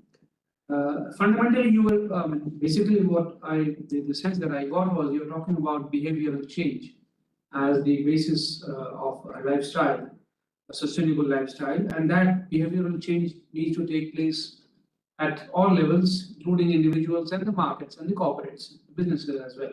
So everyone, while of course taking the larger picture into view, the larger picture of sustainability on all counts, economic, social, so that livelihoods are not in danger. So thank you very much for your perspective on this. Let me now go over to Dr. Devarana Kundu, who is with the National Institute of Urban Affairs. Dr. Kundu, do we have you here? Can you switch on your camera?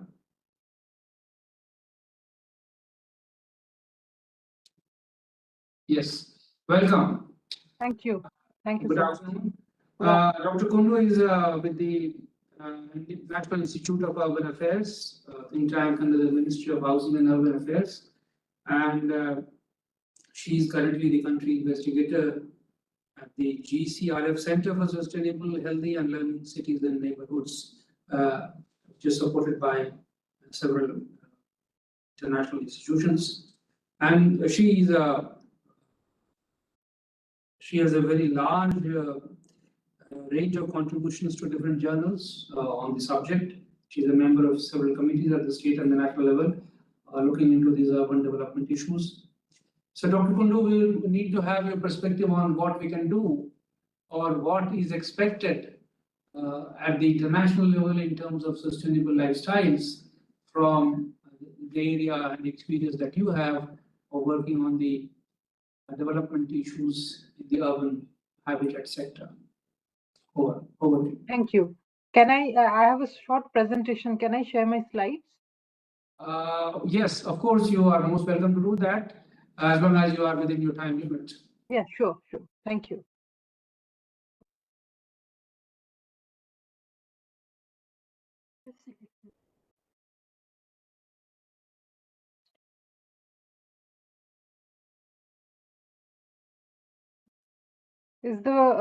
Are the slides visible? Yes, ma'am. Okay. Thank you so much. Sorry, I was in pulled by several other commitments, so my thoughts may not be as composed as I had thought about. But I will talk about briefly about what life is. I think we all are aware about lifestyle for environment, and as the previous speakers have already touched upon that and also our Prime Minister has said in various forums that there is a need for all of us to come together and take lifestyle for environment forward as a campaign. And this, I think, because India is urbanizing and quite, I won't say rapidly, but it is urbanizing in an unplanned manner. So we need to take cognizance of this fact and also try and bring about lifestyle for environment in a holistic manner.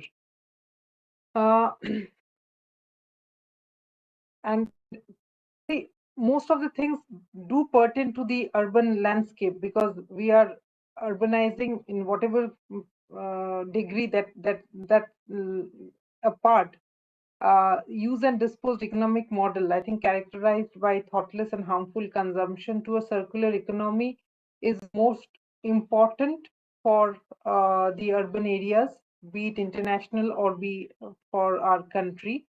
And again, the mission aims to encourage individuals to adopt a lifestyle that focuses on adoption of simple acts in their day-to-day lives, which again impacts climate change by contributing to minimizing climate change impacts. that again is basically mostly in urban areas. The mission also calls out to the global population in adopting environmentally friendly behaviors to be self-sustainable. And I think one very important call which we need to take, the previous speaker has also emphatically mentioned, is about sustainable, not only sustainable consumption, but also sustainable production. Until and unless whatever is being produced is sustainable, I think if the shell life is only for 1 year, we are disposing of our most of the products which we are purchasing. So I think that needs to be kept in mind. Again, pro-planet people, a social network approach to engage communities and individuals to share a common commitment to adopt and promote environmentally friendly lifestyle. I think that needs to be imbibed across the globe.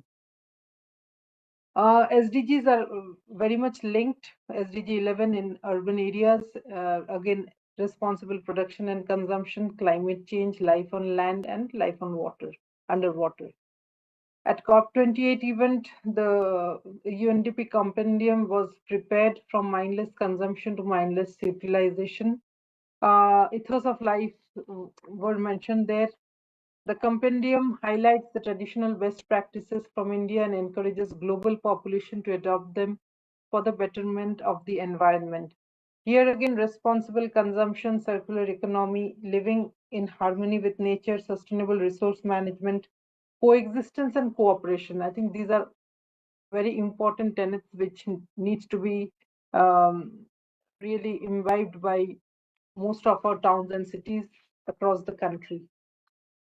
Saving water, energy, reduction of waste, adopting sustainable food systems, reducing e-waste, adopting healthy lifestyles, and saying no to single-use plastic. I think all of these add to sustainable practices which the different missions, especially the Swachh Bharat mission, the Amrut mission of the government of India is already working upon, but we need to scale up, because as of now only the cities where these programs are on are in a way part of the mission, but then there are towns and cities which are beyond, the census towns which have come up in a big way. Although they are urban, but as per the census definition, in actual, they are under rural governance. I think there is a need for implementing these, the list of all these actions in almost all the towns and cities, and the community and all stakeholders at large need to understand and implement these.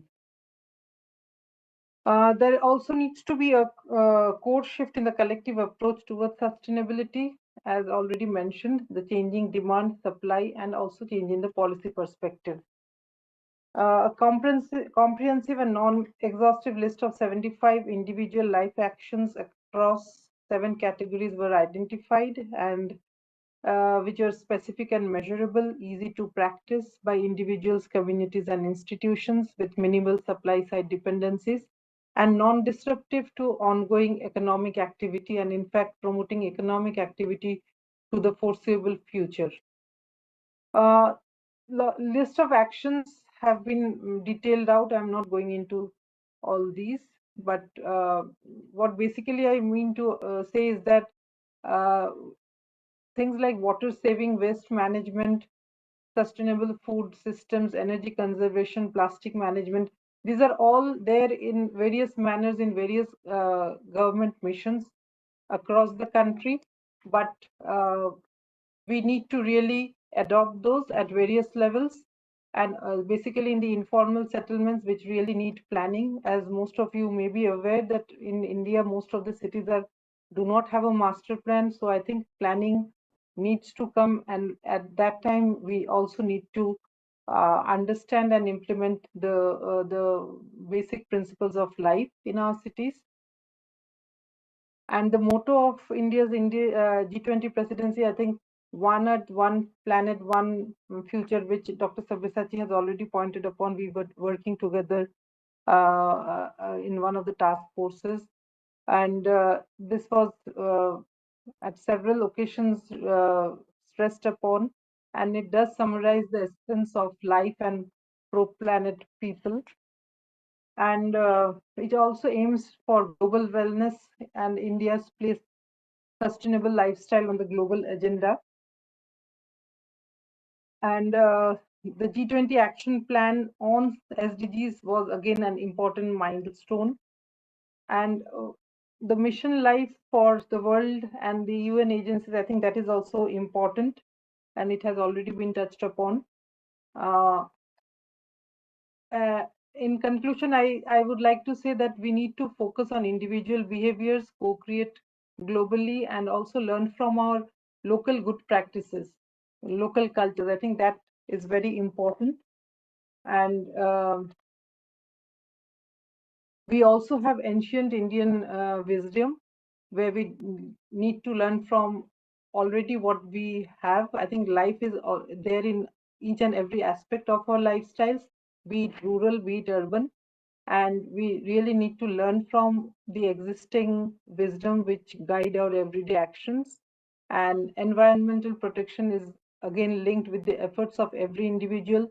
And we need to bring in behavioral change if we want to become a place where the other countries really need to learn from us. Thank you so much.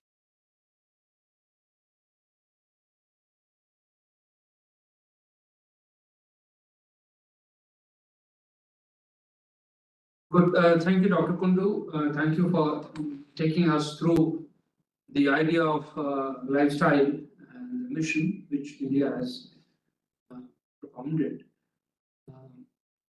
We have covered various aspects and dimensions of the concept of lifestyle change.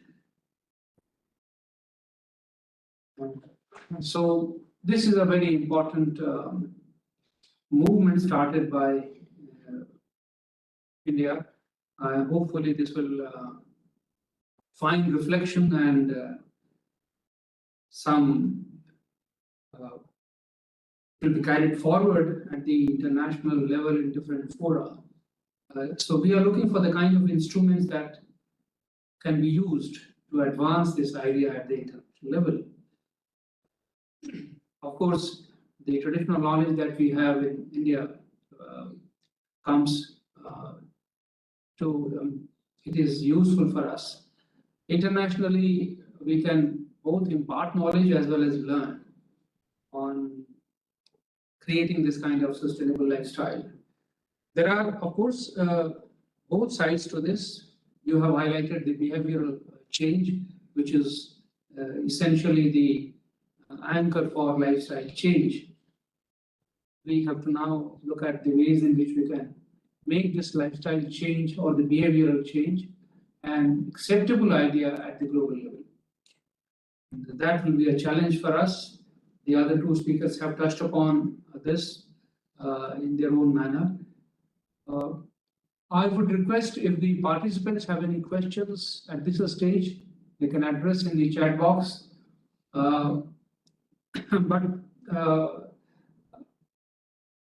I would like to raise some of these questions for the panelists, and I want to get their feedback on this. First is that the kind of framework which Shelly and Shivangi had mentioned in the beginning. Do you think that framework is adequate enough, or do you think that needs to be a little? I mean, there are other ways of looking at this. In what manner will the international community look at this idea of sustainable lifestyle? That's number one. And number two, do you think that seriously that any of the international fora, like the UNFCCC, the UN Council, General Body, on different regional commissions that we have, will they agree to this idea of sustainable lifestyle? And now that G20 has put it forward, will they agree to look at this as one of the ways in which we can monitor the SDG 12. So you are free to answer this, but and then bring any other perspective if you want. So over to, let me begin with Dr. Saha first. Thank you, sir. For me at present, at the level of global governance, we are, having a crisis of convergence, so to say. So we are talking about many things at various forums, and we really need to bring some issues as anchor issues in the whole processes. Of course, one of them is the idea of the global south, whatever we are talking in terms of just transition, etc. But if we want to bring behavioral shifts and paradigm shifts as anchor themes across platforms, we really need to talk to a lot of stakeholders, because in our exercise, we have found that at several points, even the private sector is going through a churn as to they cannot themselves, continue with the processes that have been so deeply ingrained so far, because the risks are much on the higher side. It is much beyond what countries are setting for themselves in terms of net zero and others. But it is a tall call. So we really need some of the anchor elements now to be brought in as real compass of negotiations in global governance architecture. The financial institutions and the financial architecture remains a very difficult zone, with UNSG himself making very, very sharp comments in the recent past about how a fractured financial system is hampering anything that we say in terms of development and sustainability, and hampering the processes in the global south, because the policy space is really constrained when we talk about the transitions in the global south. So global south, shifts in paradigms that takes us away from the unsustainable processes, etc., are some of the anchor elements that need to be really emphasized on. But at the same time, we really need to find out what are the implications, because on one hand, we are saying the Agenda 2030 is supposed to close at, there is some arbitrary deadline of 2030, then we have the net zero aspirations, etc. So really there is no coherence at this point. So we really need to think thorough as to what should be our realistic assessment of the timelines that we think for countries. And for me, life agenda is a SDG plus agenda. I mean, we start off now, but definitely the bridging element comes through life. So that has to be thoroughly understood, and as Dr. Swayam Prabhadas mentioned, negotiations have been very difficult. The perception gaps have been huge, but definitely this is something that India should lead and take it up and constantly put its weight behind at the global forum. Thank you. Thank you. Dr. Das, would you have any thoughts? So I think India's G20 presidency had got the ball rolling, and we should not lose momentum on it wherever we go. It's very important to actually put sustainable lifestyles at the center of even our policy work. And I feel that what Shelley and the colleagues in Terry have done is commendable. But we need to start thinking a little broad, a little probably more interconnectedness with other SDGs. And as Mr. Sabyasachi also mentioned, that could this be a SDG plus kind of an agenda? Where do we see a convergence? And also, I think we should, when we are also pushing nations for the historical responsibilities, we should also start talking about traditional practices globally that can be integrated into life, because life, if you have to internalize and if you have to internationalize it, it should appeal to everybody. So how do we do that? So we have to be very mindful and probably a conscious effort to look at what are the traditional knowledge which is not only within India, but which is there in Latin America, which is there in Oriental countries, and how do you bring all of that into the context and into the conversations on life. So I feel right now we are very India heavy because we understand our culture better, our tradition, the connects better. But if you have to really talk to people around, you have to talk to them in their language. So I think we need to understand and make that shift consciously, even when we are talking at international podiums, forums. It could be by the Honorable Prime Minister, you, me, anybody. So I think that's very important that you talk to them in their own language, which is easy to understand and accept. So the ownership will only come when the accountability is there. So we need to also place the accountability with other countries, with the corporates, with other stakeholders and actors who are part of it. So it's a broader conversation. It cannot be just within a few of us. So how do you bring it to major? And I think one of the forums that RIS is also building up is excellent, and that should provide for a greater learning and understanding and building our work, sir. Thank you so much. Thank you, Dr. So very good pointers there. Dr. Kundu, would you have any thoughts as to how we can anchor this internationally? Yeah, one point I would Dr. like Das to have talked about, yes.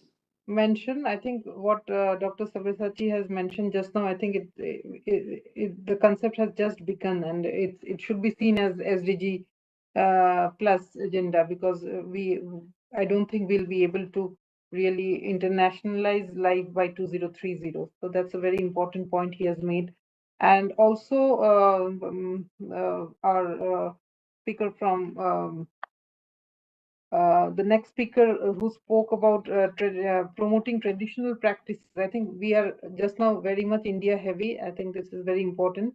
And we need to really talk about the traditional practices of different countries, especially from the global south. There are traditional good practices in China and countries in the southern part of Asia, which we really need to learn from.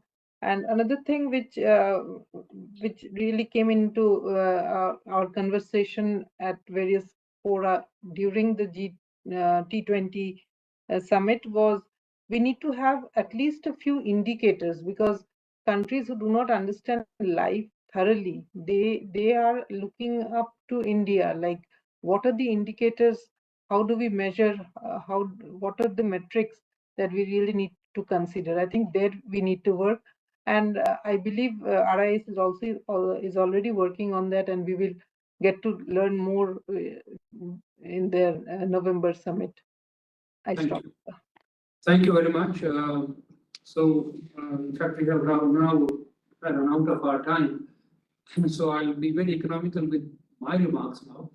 I don't need to summarize because we have heard everyone, they have touched upon the entire gamut of the issue of the lifestyle at the domestic level and at the international level.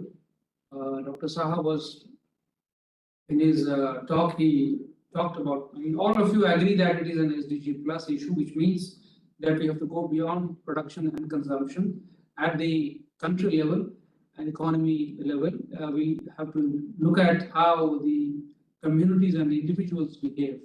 But for that, doing that, domestically and more particularly at the international level, we need a good framework for measurement and also accountability, which is not easy to come by because we are mostly in the business of measuring the performance of countries. When they engage in an international process, we can't really get down to the business of measuring the community behavior or the individual behavior at the international level. So we need international processes which will anchor this, and ultimately the work has to be done at the national level. But we need international anchors for this, and a good way of doing that, as Dr. Saha has pointed out, we need to begin with first by the timelines for the SDGs, because the global south and the global north, their imperatives are different. So we need to look at the different questions which they are grappling with and accordingly restructure the milestones. Second is looking at the, apart from communities and individuals, looking at the markets and the corporates, the business world, how they are going to internalize this lifestyle issue. Mostly they are engaged with the production and production issue, but consumption will certainly impact the value chain. So currently, most of them, when they come up with targets or goals, they're only looking at scope 1 and scope 2. They don't look at scope 3 emissions, which is about the value chain and which is dictated by the behavior of the consumer. So in the long term, we will need to look at how the value chains are going to determine the behavior of the corporates. And that is when, again, at the international level, we need some useful anchors. So I'll end here. Thank you once again, all the panelists, the three distinguished ones, for their comments and their insights on the subject. We have good pointers, and hopefully, with the initiative which the G20 has taken, maybe for the first time on the lifestyle issue, we will find more opportunities in due course, maybe on an incremental basis, but certainly in a very systematic and insistent manner in the years to come. Thank you once again for this discussion. Thank you, Mr. Rashmi and panelists, for an interesting and comprehensive discussion. This brings us to the end of the session. I would like to acknowledge the Royal Norwegian Embassy, Bloomberg Philanthropies, Tata Clean Tech Capital, and Johnson Controls International for their support. Special thanks to our participants for joining us today and the Team Teddy for their collaborative efforts. Thank you once again for joining.